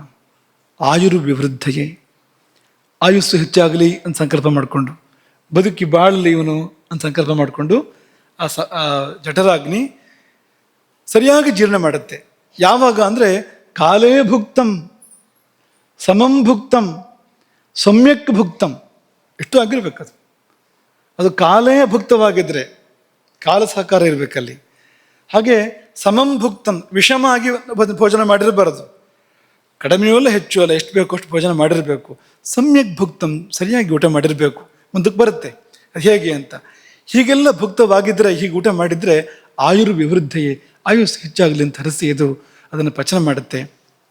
ಅದಕ್ಕೆ ಉದಾಹರಣೆ ಏನು ಕೊಡ್ತಾರೆ ಅಂದರೆ, ಸ್ಥಾಲ್ಯಾಂ ಓದನಾಯ ಅಂಬುತಂಡುಲಂ ಯಥಾ ಅಂತ. ಸ್ಥಾಲ್ಯಾಂ ಪಾತ್ರೆಯಲ್ಲಿ, ಅಂಬುತಂಡುಲ ಅಂದರೆ ನೀರು ಮತ್ತು ಅಕ್ಕಿಯನ್ನು, ಅಡುಗೆ ಮನೆ ಬೆಂಕಿ ಹೇಗೆ ಬೇಯಿಸುತ್ತೋ ಹಾಗೆ ಅದೇ ತರಹ ಕೆಳಗೆ ಬೆಂಕಿ ಇದೆ, ಮೇಲೆ ಪಾತ್ರೆ ಇದೆ, ಅದರೊಳಗೆ ನೀರಿದೆ, ಅಕ್ಕಿ ಇದೆ ಅಲ್ವಾ? ಹಾಗೆ ಇಲ್ಲಿ ಕೂಡ ಅಧಸ್ಥ ಅಗ್ನಿ ಕೆಳಗಿರುತ್ತೆ. ಅದು ಆಮಾಶೆಯ ಮೇಲಕ್ಕಿದೆ, ಅದಕ್ಕಿಂತ ಅಲ್ಲಿಗೆ ಬಂದಿರುತ್ತೆ ಆಹಾರ. ಅದೊಂದು ಪಾತ್ರೆ ಅಂತ ಅಂದ್ಕೊಳ್ಳಿ ನೀವು. ಅಲ್ಲಿ ದ್ರವವೂ ಇದೆ, ಘನವೂ ಇದೆ. ದ್ರವದಲ್ಲಿ ನೆನೆಯಲ್ಪಟ್ಟಿದೆ ಘನ ಅನ್ನುವಂಥದ್ದು, ಆಹಾರ ಎನ್ನುವಂಥದ್ದು. ಅದನ್ನು ಪಕ್ಕ ಒಲೆ ಮೇಲೆ ಹೇಗೆ ನಾವು ನೀರಲ್ಲಿ ಅಕ್ಕಿಯನ್ನು ಬೇಯಿಸ್ತೀವೋ ಅದೇ ರೀತಿಯಾಗಿ ಪಚತಿ ಅಗ್ನಿಹಿ ಎಂಬುದಾಗಿ ಚರಕರು ಹೇಳಿದರು. ಸ್ಥಾಲ್ಯಾಂ ಓದನಾಯ ಅಂಬುತಂಡುಲಂ. ಇದನ್ನೇ ಅಷ್ಟಾಂಗ ಹೃದಯ ಕೂಡ ಔದರ್ಯೋಗ್ನಿ ಯಥಾ ಬಾಹ್ಯ ಅಗ್ನಿ ಸ್ಥಾಲೀಸ್ಥಂ ತ್ವಯತಂಡುಲಂ. ಪಾತ್ರದಲ್ಲಿರ್ತಕ್ಕಂಥ ನೀರು ಅಕ್ಕಿನ ಹೇಗೋ ಆ ರೀತಿಯಲ್ಲಿ ಬೇಯಿಸುತ್ತೆ ಅಂತ ಅಷ್ಟಾಂಗ ಹೃದಯವು ಕೂಡ ಇದನ್ನೇ ಹೇಳಿದೆ. ಹಾಗಾಗಿ ಇದು ಹೊಟ್ಟೆಯೊಳಗೊಂದು ಅಡುಗೆ ಮನೆ. ಮುಂದೆ ಏನಾಗುತ್ತೆ? ಪ್ರಾಣದ ಕಾರ್ಯ ಆಯಿತು, ಕೃಕರದ ಕಾರ್ಯ ಆಯಿತು, ಪ್ರಾಣದ ಕಾರ್ಯ ಆಯಿತು, ಸಮಾನದ ಕಾರ್ಯ ಆಯಿತು, ಜಠರಾಗ್ನಿಯ ಕಾರ್ಯವೂ ಕೂಡ ಆಯಿತು. ಮುಂದೆ ಏನಾಗುತ್ತೆ ಅಂದರೆ ವ್ಯಾನ ಬರುತ್ತೆ. ವ್ಯಾನ್ ಬರುತ್ತಲ್ವಾ, ಕರ್ಕೊಂಡು ಹೋಗೋಕ್ಕೆ ಬಿಡೋಕ್ಕೆಲ್ಲ ವ್ಯಾನ್ ಬರುತ್ತಲ್ವಾ? ಈ ವ್ಯಾನ್ ಇದ್ದಾಗ ವ್ಯಾನ ಅಂತ, ಹೆಚ್ಚಿಗೆ ವ್ಯತ್ಯಾಸ ಏನೂ ಇಲ್ಲ. ಇಲ್ಲಿಂದ ಹೋಗಿರೋದಾಗಿದೆ ಶಬ್ದ ಅದು ಅಂತ. ಈ ವ್ಯಾನ ಅನ್ನೋದು ಎಲ್ಲ ವಾಯುಗಳ ಪೈಕಿಯಲ್ಲಿ ಅತ್ಯಂತ ಹೆಚ್ಚು ವೇಗವನ್ನು ಹೊಂದಿದ ವಾಯು. ಅದು ಮಹಾಜವಹ ಅಂತ ಕರೀತಾರೆ ಅದನ್ನು. ಅದರಷ್ಟು ವೇಗ ಬೇರೆ ಯಾವ ವಾಯುವಿಗೆ ಇಲ್ವಂತೆ, ವ್ಯಾನಕ್ಕೆ ಇರುವಂತೆ. ಹಾಗೆ ವ್ಯಾನ್ ಅಂದರೆ ಆ ವೇಗ ಇದೆ ಅದಕ್ಕೆ ಅಂತ ಒಂದು. ಇನ್ನೊಂದು ವ್ಯಾನಃ ಸರ್ವಶರೀರಕ ಅಂತ. ಉಳಿದದಕ್ಕೆಲ್ಲ ವ್ಯಾಪ್ತಿ ಇದೆ. ಯಾವುದೋ ಇಲ್ಲಿಂದ ಡೆಲಿವರಿ ಮಾಡುತ್ತೆ, ಯಾವುದೋ ಕಂಠದಲ್ಲಿ ಮಾಡುತ್ತೆ, ಯಾವುದೋ ಕೆಳಗಡೆ ಮಾಡುತ್ತೆ, ಹೀಗೆಲ್ಲ ವ್ಯಾಪ್ತಿ ಇದೆ ಅದಕ್ಕೆ. ಆದರೆ ವ್ಯಾನಕ್ಕೆ ಸರ್ವ ಶರೀರ ವ್ಯಾಪ್ತಿ. ಯಾಕೆ ಸರ್ವ ಶರೀರ ವ್ಯಾಪ್ತಿ ಅಂದರೆ ಈ ಅನ್ನ ರಸ ಇದೆಯಲ್ಲ, ಆಹಾರ ರಸ ಇದೆಯಲ್ಲ, ಅದನ್ನು ಎಲ್ಲ ಕಡೆ ತಗೊಂಡೋಗಿ ಮುಟ್ಸೋದು ವ್ಯಾನ. ಸಾರವನ್ನು ಸ್ವೀಕರಿಸಿ ಸಮಾನ ಈ ಸಾರ ಕಿಟ್ಟಗಳನ್ನು ಬೇರೆ ಮಾಡಿದ ನಂತರ, ಜಠರಾಗ್ನಿಯ ಪಾಕದಲ್ಲಿ ಸಮಾನ ಸಾರ ಕಿಟ್ಟಗಳನ್ನು ಬೇರೆ ಮಾಡಿದ ನಂತರ ಆ ಸಾರವನ್ನು ಸ್ವೀಕರಿಸಿ ಅದನ್ನು ಎಲ್ಲ ಕಡೆ ತಗೊಂಡೋಗಿ ಧಾತುಗಳನ್ನು ತರ್ಪಣ ಮಾಡೋದು, ಧಾತುಗಳಿಗೆ ತೃಪ್ತಿಪಡಿಸುವಂಥದ್ದು ವ್ಯಾನವಾಯುವಿನ ಕೆಲಸ. ಹಾಗಾಗಿ ವೇಗ ಮತ್ತು ಸಾಗಾಣಿಕೆ ಎರಡೂ ಇದೆ. ಸಾಗಾಣಿಕೆ ಅಂದರೆ ಏನು? ಸರ್ವತ್ರ ಆಪಾದ ಮಸ್ತಕ ಅದಕ್ಕೆ ಆ ಕೆಲಸ ಮಾಡುತ್ತೆ ಅದು ಅಂತ. ವಿಭಜ್ಯ ಚ ಅನ್ನಸ್ಯ ಕಿಟ್ಟಾತ್ ಸಾರಂ ತೇನ ಕ್ರಮಶೋ ಧಾತೂ ಸ್ತರ್ಪಯತಿ. ಇದು ಅಷ್ಟಾಂಗ ಸಂಗ್ರಹ. ಇಂದುಕೃತ ವ್ಯಾಖ್ಯಾ ಶಶಿಲೇಖ ಅಂತ ವ್ಯಾಖ್ಯಾ ಅದು. ಅಲ್ಲಿ ಸಏವ ಚ ವ್ಯಾನಃ ಅನ್ನಸ್ಯ ಸಂಬಂಧಿ ಸಾರಂ ಕಿಟ್ಟಾದ್ ವಿಭಜ್ಯ ಪಥಕೃತ್ಯ ತೇನ ಅನ್ನಸಾರೇಣ ಧಾತೂನ್ ರಸಾದೀನ್, ರಸ ರಕ್ತ ಮಾಂಸ ಇತ್ಯಾದಿಗಳು ತರ್ಪೇತಿ. ಹೇಗೆ ಸಾಧ್ಯ ಆಗುತ್ತೆ ಅಂದರೆ ಕೃತ್ಸ್ನ ದೇಹಚರಃ, ಇಡೀ ಶರೀರದಲ್ಲಿ ಸಂಚಾರ ಮಾಡುತ್ತೆ ಅದು ವ್ಯಾನಃ. ರಸ ಸಂವಹನೋದ್ಯತಃ, ಯಾವಾಗಲೂ ಈ ರಸ ಸಂವಹನಕ್ಕೆ ಅದು ಕಾಯ್ಕೊಂಡು ಕೂತಿರುತ್ತೆ ಅಂತೆ. ಉದ್ಯತಃ ಅಂತ, ಎಷ್ಟು ಹೊತ್ತಿಗೆ ಬರುತ್ತೆ ಅಂತ, ಬಂದು ಕೂಡಲೇ ತಗೊಂಡು ಹೊರಡ್ತು ಅಂತ ಲೆಕ್ಕ ಎಲ್ಲ ಕಡೆಗೆ. ಹಾಗಾಗಿ ಇದೇನಾದ್ರು ಎಡವಟ್ಟಾಯಿತು ಅಂದರೆ ವ್ಯಾನ ತಲುಪೋದಿಲ್ಲ ಅಂತ, ತಲುಪಬೇಕಾದಲ್ಲಿಗೆ ಅನ್ನರಸ ಎಲ್ಲಿ ತಲುಪಬೇಕೋ ಅಲ್ಲಿಗೆ ತಲುಪದೆ ಹೋಗ್ಬಿಡುತ್ತೆ. ಇದು ವ್ಯಾನದ ಕೆಲಸ. ವ್ಯಾನಕ್ಕೆ ಇನ್ನೂ ಬೇರೆ ಬೇರೆ ಕೆಲಸಗಳಿದೆ, ಮುಖ್ಯವಾಗಿರೋದು ಕೆಲಸ ಇದು. ಇನ್ನು ಅಪಾನದ ಕೆಲಸ ಏನು ಅಂದರೆ ಕಿಟ್ಟ ಒಳಗಡೆ ಉಳಿತಲ್ಲ, ಸಾರವನ್ನು ವ್ಯಾನ ತಗೊಂಡೋಯ್ತು, ಕಿಟ್ಟ ಉಳಿತಲ್ಲ, ಕಿಟ್ಟ ಏನು ಮಾಡೋದು? ಒಳಗಿದ್ರೆ ತೊಂದರೆ ಅದು. ಯಾಕೆಂದರೆ ಬೇಡ ಅಂತ ಬಿಟ್ಟಿರುವಂಥದ್ದು, ಶರೀರಕ್ಕೆ ಇದು ಅನುಕೂಲ ಅಲ್ಲ, ಹಿತ ಅಲ್ಲ, ಬೇಡ ಅಂತ ಅಗ್ನಿ ಅದನ್ನು ಬಿಟ್ಟಿರುವಂಥದ್ದು. ಇದು ಆದರ್ಶವಾದ ಪರಿಸ್ಥಿತಿಯಲ್ಲಿ. ಅನಾದರ್ಶವಾದ ಪರಿಸ್ಥಿತಿಯಲ್ಲಿ ಆಮ ಅಂದರೆ ಅದನ್ನು ಪಚನ ಮಾಡಬೇಕಾಗಿತ್ತು, ಪಚನ ಮಾಡೋಕ್ಕಾಗಿಲ್ಲ, ಅದಕ್ಕೆ ಅಗ್ನಿಗಷ್ಟು ಶಕ್ತಿ ಇಲ್ಲ ಅದು. ಹಾಗಾಗಿ ಪಚನ ಮಾಡದೆ ಬಿಟ್ಬಿಟ್ಟಿದೆ. ಅದಂತೂ ವಿಷವೇ ಅದು. ಯಾವುದು ಪಾಕಗೊಂಡಿಲ್ಲ ಸರಿಯಾಗಿ ಅದಂತೂ ಪಕ್ಕಾ ವಿಷವೇ ಅದು.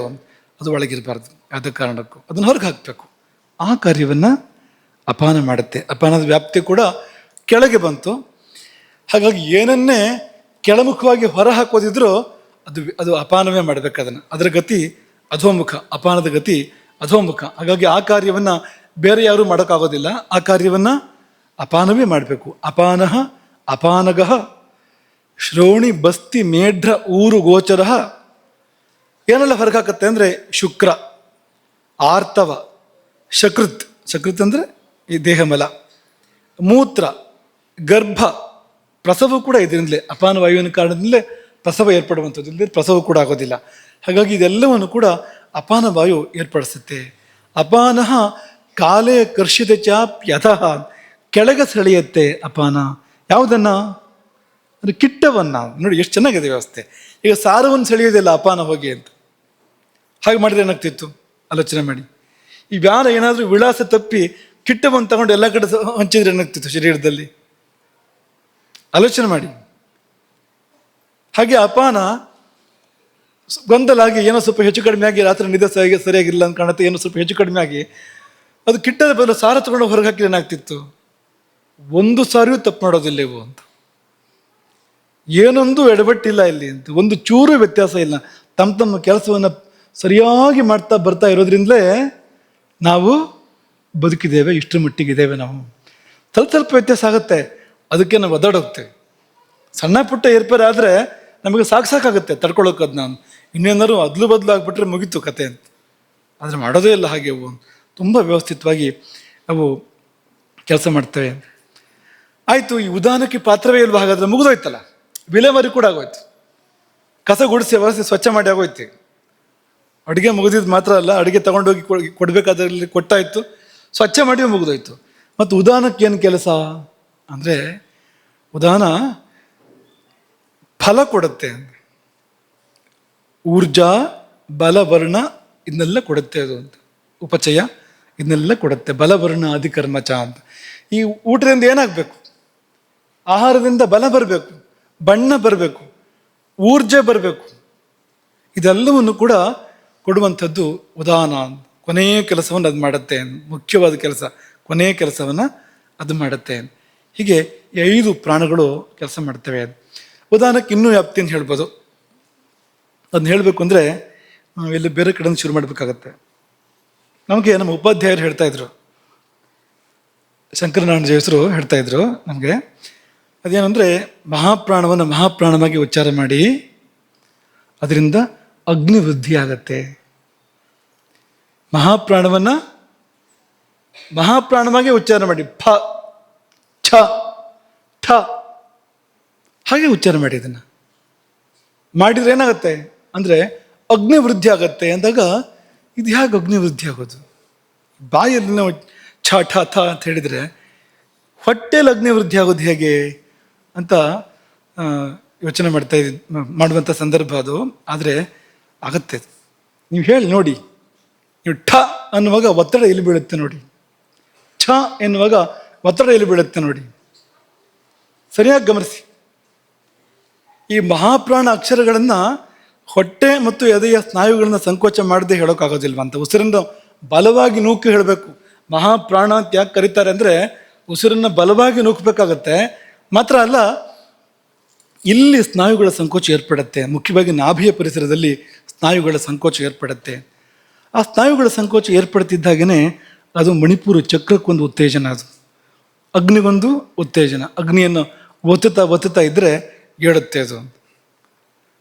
ಈ ಒಲೆ ಬೆಳಗಿನ ಬೆಂಕಿ ಆದರೂ ಕೂಡ ನಿಮಗೆ ಕೆದರುತ್ತಾ ಇದ್ದರೆ ಅದು ಹೇಳುತ್ತೆ ನೋಡಿ ಮೇಲಕ್ಕೆ. ಹಾಗೆ ಈ ಈ ಸಮಾನ ಇದೆಯಲ್ಲ, ಸಮಾನ ಕೆಲಸ ಮಾಡಬೇಕಾಗತ್ತೆ. ಅಲ್ಲಿ ಈ ಜಠರಾಗ್ನಿಯನ್ನು ಅದು ಆ ಸಂಕೋಚ ವಿಕಾಸಗಳ ಮೂಲಕವಾಗಿ ಈ ಕಪಾಲಭಾತಿ, ಭಸ್ತ್ರಿಕಾ ಅಂಥ ಪ್ರಾಣಾಯಾಮದ ಪರಿಣಾಮವನ್ನು ಕೊಟ್ಟುಕೊಂಡು, ಪ್ರಾಣಾಯಾಮಗಳಿದೆ, ಕಪಾಲಭಾತಿ ಆಗಲಿ ಭಸ್ತ್ರಿಕಾ ಆಗಲಿ, ಇಲ್ಲಿ ಒತ್ತಡ ಕೊಡ್ತಕ್ಕಂಥ ಪ್ರಾಣಾಯಾಮಗಳಿದ್ದಾವೆ. ಆ ರೀತಿ ಕೆಲಸ ಮಾಡಿ ಹೊಟ್ಟೆಯ ಸ್ನಾಯುಗಳಿಗೆ ವ್ಯಾಯಾಮ ನೀಡಿ ಜೀರ್ಣಾಂಗಗಳ ರಕ್ತ ಪರಿಚಲನೆಯನ್ನು ಚುರುಕುಗೊಳಿಸೋದು, ಅದನ್ನು ಕೂಡ ಮಾಡುತ್ತೆ. ಅದು ರಕ್ತ ಪರಿಚಲನೆ ಜಾಸ್ತಿ ಆಗುತ್ತೆ ಆ ಪರಿಸರದಲ್ಲಿ, ಅದು ಕೂಡ ಆಗುತ್ತೆ. ಅದು ಪ್ರತ್ಯಕ್ಷವಾಗಿ.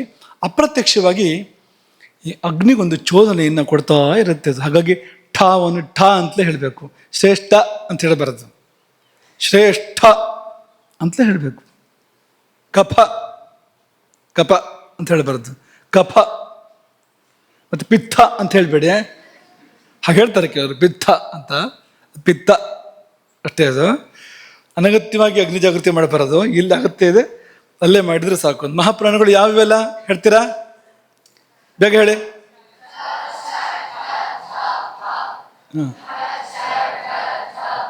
ಹಾಂ ಆಯ್ತಾ?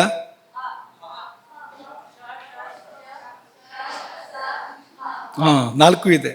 ಶಲ್ ಅಂತ ಹೇಳ್ತೇವಲ್ವಾ, ಶೆಲ್ ಅಲ್ಲ, ಶೆಲ್ ಇದು. ಆ ಶೆಲ್, ಆ ಸಾಹಗಳು ಅದು ಕೂಡ ಮಹಾಪ್ರಾಣಗಳೇ. ಇವೆಲ್ಲ ಮಹಾಪ್ರಾಣಾಕ್ಷರಗಳು. ಇವುಗಳನ್ನು ಈಗ ಶಾನ ಸಾ ಮಾಡಬಾರ್ದು, ಸಾನ ಶಾ ಮಾಡಬಾರ್ದು, ಶಾನ ಶಾ ಬಗ್ಗೆ ಹೇಳಬೇಕು, ಶಾ ಮಾಡಬಾರ್ದು. ಅದನ್ನು ಶಂಕರ ಬೇರೆ, ಷಣ್ಮುಖ ಬೇರೆ, ಅಪ್ಪನನ್ನು ಮಗನನ್ನು ಮಾಡಬಾರ್ದು, ಮಗನನ್ನು ಅಪ್ಪನನ್ನು ಮಾಡಬಾರ್ದು, ಸರಿಯಾಗಿ ಹೇಳಬೇಕು ಅನ್ನೆಲ್ಲ ಅಂತ.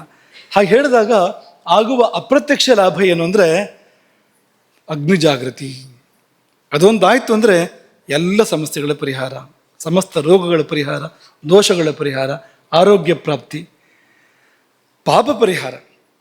ಅಗ್ನಿ ಜಾಗೃತಿ ಆದರೆ ಪಾಪವನ್ನು ಕೂಡ ಪರಿಹಾರ ಮಾಡುತ್ತೆ. ಇದೆಲ್ಲ ಆಗತ್ತೆ. ಮತ್ತು ಶರೀರದಲ್ಲಿ ಉಷ್ಣತೆಯ ಹೆಚ್ಚಳ ಕೂಡ ಆಗತ್ತಂತೆ. ಈ ಶ್ವಾಸದ ಸಂಚಾರ ತೀವ್ರ ಆದಾಗ ಆ ಘರ್ಷಣೆಯಿಂದ ಶರೀರದಲ್ಲಿ ಈ ಸೂಕ್ಷ್ಮವಾಗಿರ್ತಕ್ಕಂಥ ಉಷ್ಣತೆ ಅದು ಉತ್ಪತ್ತಿ ಆಗತ್ತಂತೆ. ಜಡತ್ವ ಕಡಿಮೆ ಆಗತ್ತಂತೆ. ಆಗತ್ತಲ್ವಾ? ಛ ಅಂದರೆ ಜಡತ್ವ ಹೋಗುತ್ತೆ. ಅಲ್ಲಿ ನಿದ್ದೆ ಮಾಡ್ತಾ ಮಹಾಪ್ರಾಣ ಉಚ್ಚಾರ ಮಾಡೋಕ್ಕೆ ಆಗೋದಿಲ್ಲ. ಆಗತ್ತಾ ನೋಡಿ? ಕೆಲವರು ಶೂರರಿರ್ತಾರೆ, ನಿದ್ದೆ ಮಾಡ್ತಾ ಇದ್ರು ಮುಂದುವರೆದಿರುತ್ತೆ. ಅವರು ಏನಾದ್ರು ಹೇಳ್ತಾ ಇದ್ರೆ ಬಾಯಲ್ಲಿ ಸ್ತೋತ್ರವೋ ಮಂತ್ರವೋ ಹೇಳ್ತಾ ಇದ್ರೆ, ಮಾತಾಡ್ತಾ ಇದ್ರೆ ಅದು ಹಾಗೆ ಮುಂದುವರೆದಿರುತ್ತೆ ಅದು. ಆದರೆ ನಿದ್ದೆನೂ ಆಗ್ತಾ ಇರುತ್ತೆ, ಒಂದು ಕಡೆಗೆ ತೂಕಡಿಕೆ ಆಗ್ತಾ ಇರುತ್ತೆ ಅಂತ. ಆದರೆ ಮಹಾಪ್ರಾಣ ಹೇಳೋಕ್ಕೆ ಕಷ್ಟ ಇದೆ, ಆಗೋದಿಲ್ಲ ಮಹಾಪ್ರಾಣ ಹೇಳೋದಕ್ಕೆ. ಮಹಾಪ್ರಾಣನ ಸರಿಯಾಗಿ ಹೇಳ್ಬಿಟ್ರೆ ಎಚ್ಚರಿಕೆ ಆಗ್ಬಿಡುತ್ತೆ ಕೂಡಲೇ. ಛ ಅಂದರೆ ನಿದ್ದೆ ಮಾಡ್ತಾ ಹೆಂಗೆ ಹೇಳೋದು, ಅದನ್ನು ತೂಕಡಿಸ್ತಾ ಹೇಗೆ ಹೇಳೋದು? ಅದು ಸಾಧ್ಯವೇ ಇಲ್ಲ ಅಲ್ವಾ? ಇದು ಯಾರ ಕೆಲಸ ಅಂದರೆ ಇದು ಉದಾನದ ಕೆಲಸ. ಸ್ವರ ಎಲ್ಲಿಂದ? ಮಾತು ಎಲ್ಲಿಂದ? ಉದಾನದಿಂದಲೇ. ಉದಾನ ವಾಯುವೇ ಮಾತನಾಡಿಸುವಂಥದ್ದು. ಮತ್ತು ಗೀತ, ಸಂಗೀತ ಇದೆಯಲ್ಲ, ಉದಾನ ವಾಯುವಿನ ಕಾರಣಕ್ಕೆ ಉಂಟಾಗುವಂಥದ್ದು. ಸಂಗೀತ ನಿಮಗೆ ಬರಬೇಕು ಅಂತಂದರೆ ಉದಾನ ವಾಯುವಿನ ಅನುಗ್ರಹ ಇರಲೇಬೇಕು. ಉದಾನ ವಾಯುವಿನ ಅನುಗ್ರಹ ಇಲ್ಲದೆ ಸಂಗೀತ ಬರೋದಿಲ್ಲ. ಹಾಗಾಗಿ ವಾಕ್ ಇರ್ಬೋದು, ವಾಕ್ ಪ್ರವೃತ್ತಿ ಇರ್ಬೋದು, ಅಥವಾ ಗೀತ ಪ್ರವೃತ್ತಿ ಇರ್ಬೋದು. ಇದೆರಡೂ ಕೂಡ ಉದಾನ ವಾಯುವಿನಲ್ಲಿ ಏರ್ಪಡುವಂಥದ್ದು. ಆ ಕೆಲಸ ಸರಿಯಾಗಿ ನಡೆದರೆ, ಅಕ್ಷರಗಳನ್ನು ಸರಿಯಾಗಿ ಉಚ್ಚಾರ ಮಾಡಿದರೆ ಅದು ಅಗ್ನಿಯನ್ನು ಎಷ್ಟು ಜಾಸ್ತಿ ಮಾಡಬೇಕು ಕಡಿಮೆ ಮಾಡಬೇಕು ಅದೇ ಮಾಡುತ್ತೆ, ಮಾತೇ ಮಾಡುತ್ತೆ. ಒಂದು ಪಾರಾಯಣ ಮಾಡಿದರೆ ಪಾರಾಯಣ ಆ ಕೆಲಸ ಮಾಡ್ತಾ ಇರುತ್ತೆ ಪಕ್ಕದಲ್ಲಿ. ನಮಗೆ ಲಾಭ ಆಗ್ತಾ ಇರುತ್ತೆ, ಅದರಿಂದ ಅಪ್ರತ್ಯಕ್ಷವಾಗಿರ್ತಕ್ಕಂಥ ಲಾಭ ಆಗ್ತಾ ಇರುತ್ತೆ. ಹಾಗಾಗಿ ನಾಭಿಯಿಂದ ಉಸಿರನ್ನು ಎತ್ತಿ ಶಾಸ್ತ್ರಬದ್ಧವಾಗಿ ಉಚ್ಚಾರ ಮಾಡು, ಆಗ ನಿನಗೆ ಈ ಪರಿಣಾಮಗಳು ದೊರೆಯುತ್ತವೆ. ಪ್ರಾಣಾಯಾಮದ ಫಲ ದೊರೆಯುತ್ತೆ, ನಿನಗೆ ಅಗ್ನಿ ಜಾಗರಣದ ಫಲ ಲಭಿಸುತ್ತೆ. ಆ ಹೊಟ್ಟೆ ಭಾಗದಲ್ಲಿ ಉಂಟಾಗ್ತಕ್ಕಂಥ ಆಘಾತ, ಕಂಪನಗಳು ಅವು ಏನೇನೋ ಪ್ರಚೋದನೆಗಳು ಮಾಡ್ತವೆ ಅಲ್ಲಿ ಆ ಪರಿಸರದಲ್ಲಿ. ಅದು ಅಗ್ನಿ ಇರುವಂಥ ಜಾಗ ಅದು, ಮತ್ತು ಸಮಾನ ಇರುವಂಥ ಜಾಗ. ಸಮಾನ ಚೆನ್ನಾಗಿದ್ರೆ ಮಾತ್ರವೇ ಅಗ್ನಿ ಚೆನ್ನಾಗಿರುತ್ತೆ. ಸಮಾನದಲ್ಲಿ ಏರ್ಪೇರ್ ಬಂದರೆ ಅಗ್ನಿ ವ್ಯತ್ಯಾಸ ಆಗುತ್ತೆ. ಯಾಕೆಂದರೆ ಆ ಅಗ್ನಿಯನ್ನು ಉರಿಸುವುದೇ ಸಮಾನ ಅಂತ. ಜಾಸ್ತಿ ಉರಿಸಿದ್ರೆ ಒಂಥರ ಆಗುತ್ತೆ, ಅದು ಏನಾಗುತ್ತೆ? ತೀಕ್ಷ್ಣ ಅಗ್ನಿ ಆಗುತ್ತೆ, ಅಥವಾ ಅತ್ಯಗ್ನಿ ಆಗುತ್ತೆ. ಉರಿದೇ ಹೋದರೆ ಸರಿಯಾಗಿ ಮಂದಾಗ್ನಿ ಆಗುತ್ತೆ. ಒಂದ್ಸಾರಿ ಹಾಗೆ ಒಂದ್ಸತಿ ಹೀಗೆ ಆದರೆ ಅದೆಲ್ಲ ಸಮಾನವನ್ನು ಹೊಂದ್ಕೊಂಡಿದೆ. ಸಮಾಗ್ನಿ ಅನ್ನೋದು ಸಮಾನವನ್ನೇ ಹೊಂದ್ಕೊಂಡಿದೆ. ಸಮಾಗ್ನಿ ಮಾತ್ರ ಅಲ್ಲ, ಅಗ್ನಿಯ 4 ಅವಸ್ಥೆಗಳು ಕೂಡ ಸಮಾನವನ್ನೇ ಹೊಂದ್ಕೊಂಡಿದೆ. ಹಾಗಾಗಿ ಅದನ್ನು ನಾವು ಚೆನ್ನಾಗಿಟ್ಕೊಳ್ಳೇಬೇಕಾಗತ್ತೆ. ಆಯಿತು, ಇನ್ನು ಕೊನೆಯದು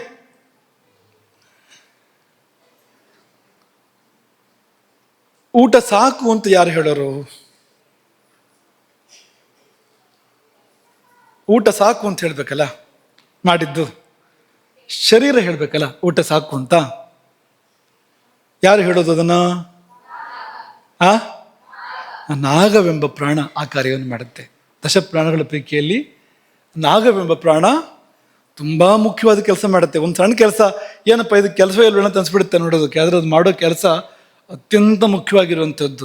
ಸಾಕು ಊಟ ಏಳು ಅಂತ ಹೇಳೋರು ಯಾರು ಅಂದರೆ ನಾಗ.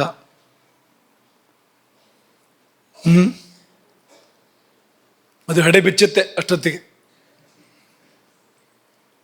ನೀವು ಅದನ್ನು ಬಡಿದು ಕೂರಿಸಿ ಪುನಃ ಶುರು ಮಾಡಿದರೆ ಪಾಪ ಏನು ಮಾಡುತ್ತೆ ಅದು ನಾಗ. ಅದು ಹಾಗೆ ಆಗ್ತಾ ಇರೋಂಥದ್ದು. ಈಗ ಅದು ನಾಗ ಸಾಕು ಅಂತ ಹೇಳೋದು, ನಾವು ಬೇಕು ಅಂತ ಹೇಳೋದು, ಇದೇ ಆಗ್ತಾ ಇರುವಂಥದ್ದು.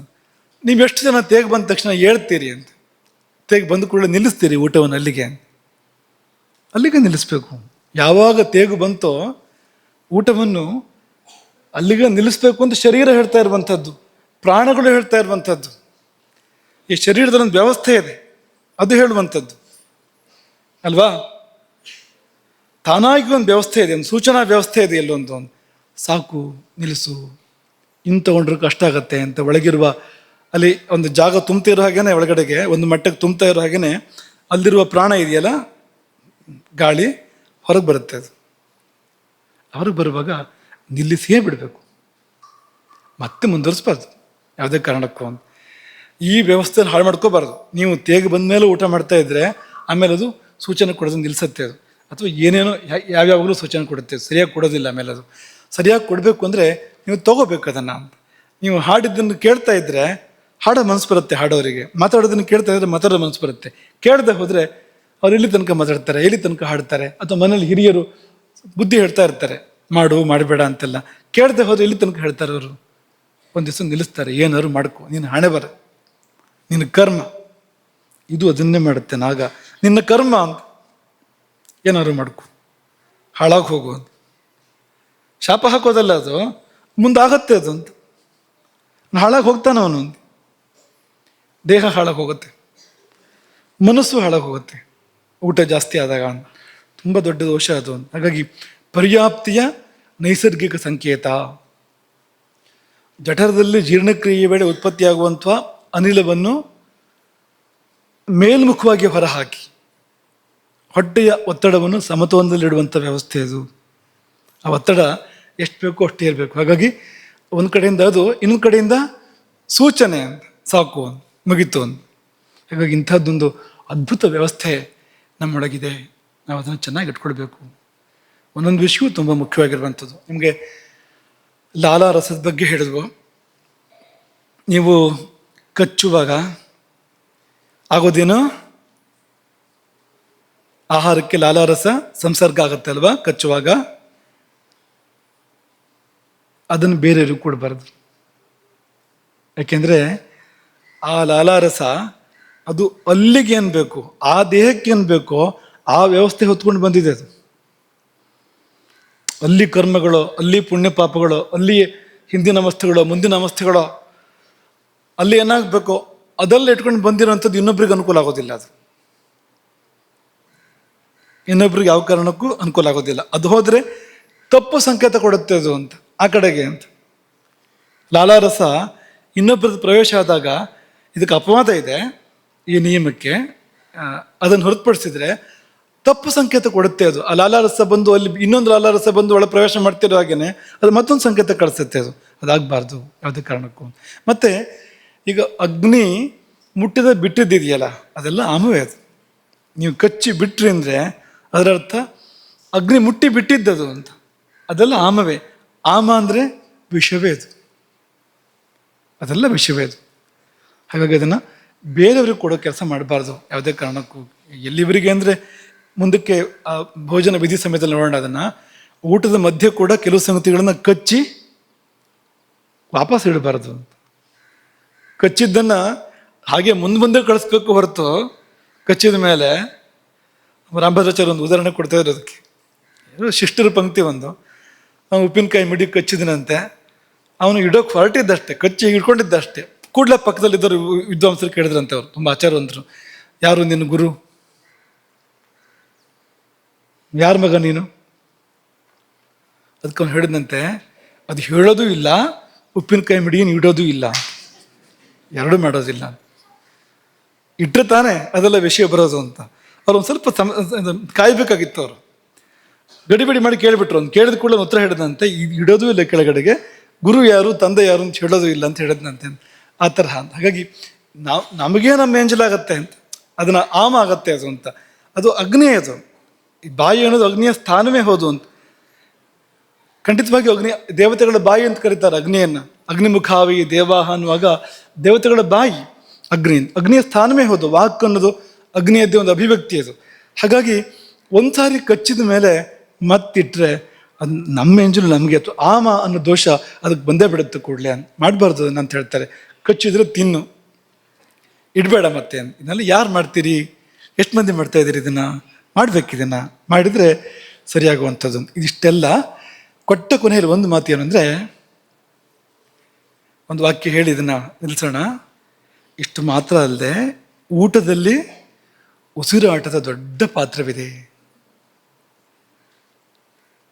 ಪಂಚಪ್ರಾಣಗಳನ್ನು ಗಮನಿಸಿದ್ರೆ ನೀವೇನು ಮಾಡ್ತವೆ? ಒಂದು ಊಟ ಮಾಡುವಾಗ ತುತ್ತು ಒಳಗೆ ಹೋಗೋದ್ರಿಂದ ಆರಂಭ ಮಾಡಿ ಹೊರಗೆ ಹೋಗೋ ತನಕ ಅವು ಹೇಗೆ ಕಾರ್ಯನಿರ್ವಹಿಸ್ತವೆ ಅನ್ನೋದು ನೋಡಿದ್ರೆ ನೀವೀಗ. ಇಷ್ಟೂ ಪ್ರಾಣಗಳನ್ನು ಅವಲಂಬಿಸ್ಕೊಂಡಿದೆಯಲ್ಲ ಊಟ ಅಂತ ಅನ್ನೋದು. ಈ ಪ್ರಾಣಗಳು ಉಸಿರಾಟವನ್ನು ಅವಲಂಬಿಸ್ಕೊಂಡಿದ್ದಾವೆ. ಈ ಉಸಿರಾಟ ಸರಿ ಮಾಡಿದರೆ ಎಲ್ಲ ಸರಿ ಮಾಡೋಕ್ಕೆ ಸಾಧ್ಯ ಇದೆ. ಶ್ವಾಸೋಚ್ಛ್ವಾಸ ಇದನ್ನು ಸರಿಪಡಿಸಿದರೆ ಅದರ ಮೂಲಕ ಎಲ್ಲವನ್ನು, ಇಡೀ ವ್ಯವಸ್ಥೆಯನ್ನು ಕೂಡ ಸರಿಪಡಿಸೋಕೆ ಸಾಧ್ಯ ಇದೆ. ಅಥವಾ ಆ ಕಡೆಯಿಂದ ಬರೋದಾದರೆ ವ್ಯವಸ್ಥೆ ಕೆಟ್ಟು ಹೋದರೆ ಉಸಿರಾಟದ ಮೂಲಕ ಗುರುತಿಸ್ಬೋದು ಅದನ್ನು. ಉಸಿರಾಟದ ಲೋಪದೋಷಗಳ ಮೂಲಕವಾಗಿ ಒಳಗೆ ಪ್ರಾಣಗಳಲ್ಲಿ ಏನು ಏರ್ಪೇರಾಗಿದೆ ಅದನ್ನು ಗುರುತಿಸ್ಬೋದು. ಅದರ ಮೂಲಕ ಮತ್ತೇನಾಗಿದೆ ಅನ್ನೋದನ್ನು ಕೂಡ ಗುರುತಿಸ್ಬೋದು ಕುಶಲನ ಆದರೆ. ಹಾಗಾಗಿ ಊಟಕ್ಕೂ ಉಸಿರಾಟಕ್ಕೂ ಅವಿನಾಭಾವ ಸಂಬಂಧ ಇದೆ. ಸರಿಪಡಿಸ್ಬೇಕು, ಉಸಿರಾಟವನ್ನು ಸರಿಪಡಿಸ್ಬೇಕು. ಸರಿಪಡಿಸಿದಾಗ ಜೀವನ ಅಂತಲೇ ಹೆಸರು. ಜೀವ ಪ್ರಾಣಧಾರಣೆ, ಜೀವನ ಅಂದರೂ ಉಸಿರಾಟ ಅಂದರೂ ಕೂಡ ಒಂದೇ ಅಂತ. ಹಾಗಾಗಿ ಅದನ್ನು ಸರಿ ಮಾಡಿದಾಗ ಜೀವನವೇ ಸರಿಯಾಗೋಕ್ಕೆ ಸಾಧ್ಯ ಇದೆ. ಹೇಗೆ ಅಂದರೆ ಹಲವು ರೀತಿಯಲ್ಲಿ ಹೇಳ್ಬೋದು. ಒಂದು, ಇದು ಅಗ್ನಿ ಸರಿಯಾಗತ್ತೆ, ಪ್ರಾಣಗಳು ಸರಿಯಾಗ್ತವೆ, ಅಗ್ನಿ ಸರಿಯಾಗತ್ತೆ, ಊಟ ಸರಿಯಾಗತ್ತೆ, ತನ್ಮೂಲಕ ಎಲ್ಲವೂ ಸರಿಯಾಗತ್ತೆ. ಇಷ್ಟನ್ನು ಇವತ್ತಿನ ಭಾಗವಾಗಿಟ್ಕೊಳ್ಳೋಣ. ನಾಳೆ ಮುಂದುವರಿಸೋಣ. ಇಷ್ಟೆಲ್ಲ ಪಾತ್ರ ಇದೆ ಅಗ್ನಿಯದ್ದು. ಒಂದು ಹಸಿವು ಅಂದ್ಬಿಟ್ರೆ ಆಗೋಯ್ತಾ? 2 ಭಾಗ ಮಾಡಿಕೊಂಡ್ರೆ ಈ ಅನ್ನಂ ಬ್ರಹ್ಮ ಪ್ರವಚನ ಸರಣಿಯನ್ನು ಹಸಿವು ಮತ್ತು ಊಟ ಅಂತ 2 ಭಾಗ ಮಾಡಿಕೊಂಡ್ರೆ ಹಸಿವು ಅನ್ನೋ ಭಾಗ ನಡೀತಾ ಇರುವಂಥದ್ದು. ಈ ಹಸಿವು ಅನ್ನೋದು ಕೇವಲ ಒಂದು ಚಿಕ್ಕ ಅನುಭೂತಿ ಮಾತ್ರ. ಅದರ ಹಿಂದೆ ಮುಂದೆ ಇಷ್ಟು ವ್ಯವಸ್ಥೆಗಳಿದೆ. ಇದೆಲ್ಲವನ್ನು ಹೊಂದ್ಕೊಂಡು ಹಸಿವಿದೆ. ಹಸಿವಿನ ಮೂಲಕ ಇದೆಲ್ಲವನ್ನು ತಿಳಿಬೋದು. ಇದೆಲ್ಲ ಸರಿಯಾಗಿ ಇಟ್ಕೊಂಡಾಗ, ವ್ಯವಸ್ಥಿತವಾಗಿ ಇಟ್ಕೊಂಡಾಗ ಜೀವನ ವ್ಯವಸ್ಥಿತವಾಗಿ ಆಗುತ್ತೆ ಅನ್ನೋದನ್ನು ಮನಸ್ಸಿಗೆ ತಗೊಳ್ಳೋಣ. ಹರೇ ರಾಮ. ಗೋಕರ್ಣ ಮಂಡಲಾಧೀಶ್ವರ ಶ್ರೀಮದ್ ಜಗದ್ಗುರು ಶಂಕರಾಚಾರ್ಯ ಶ್ರೀ ಶ್ರೀ ರಾಘವೇಶ್ವರ ಭಾರತೀ ಸ್ವಾಮಿ ಮಹಾರಾಜ್ ಕೀ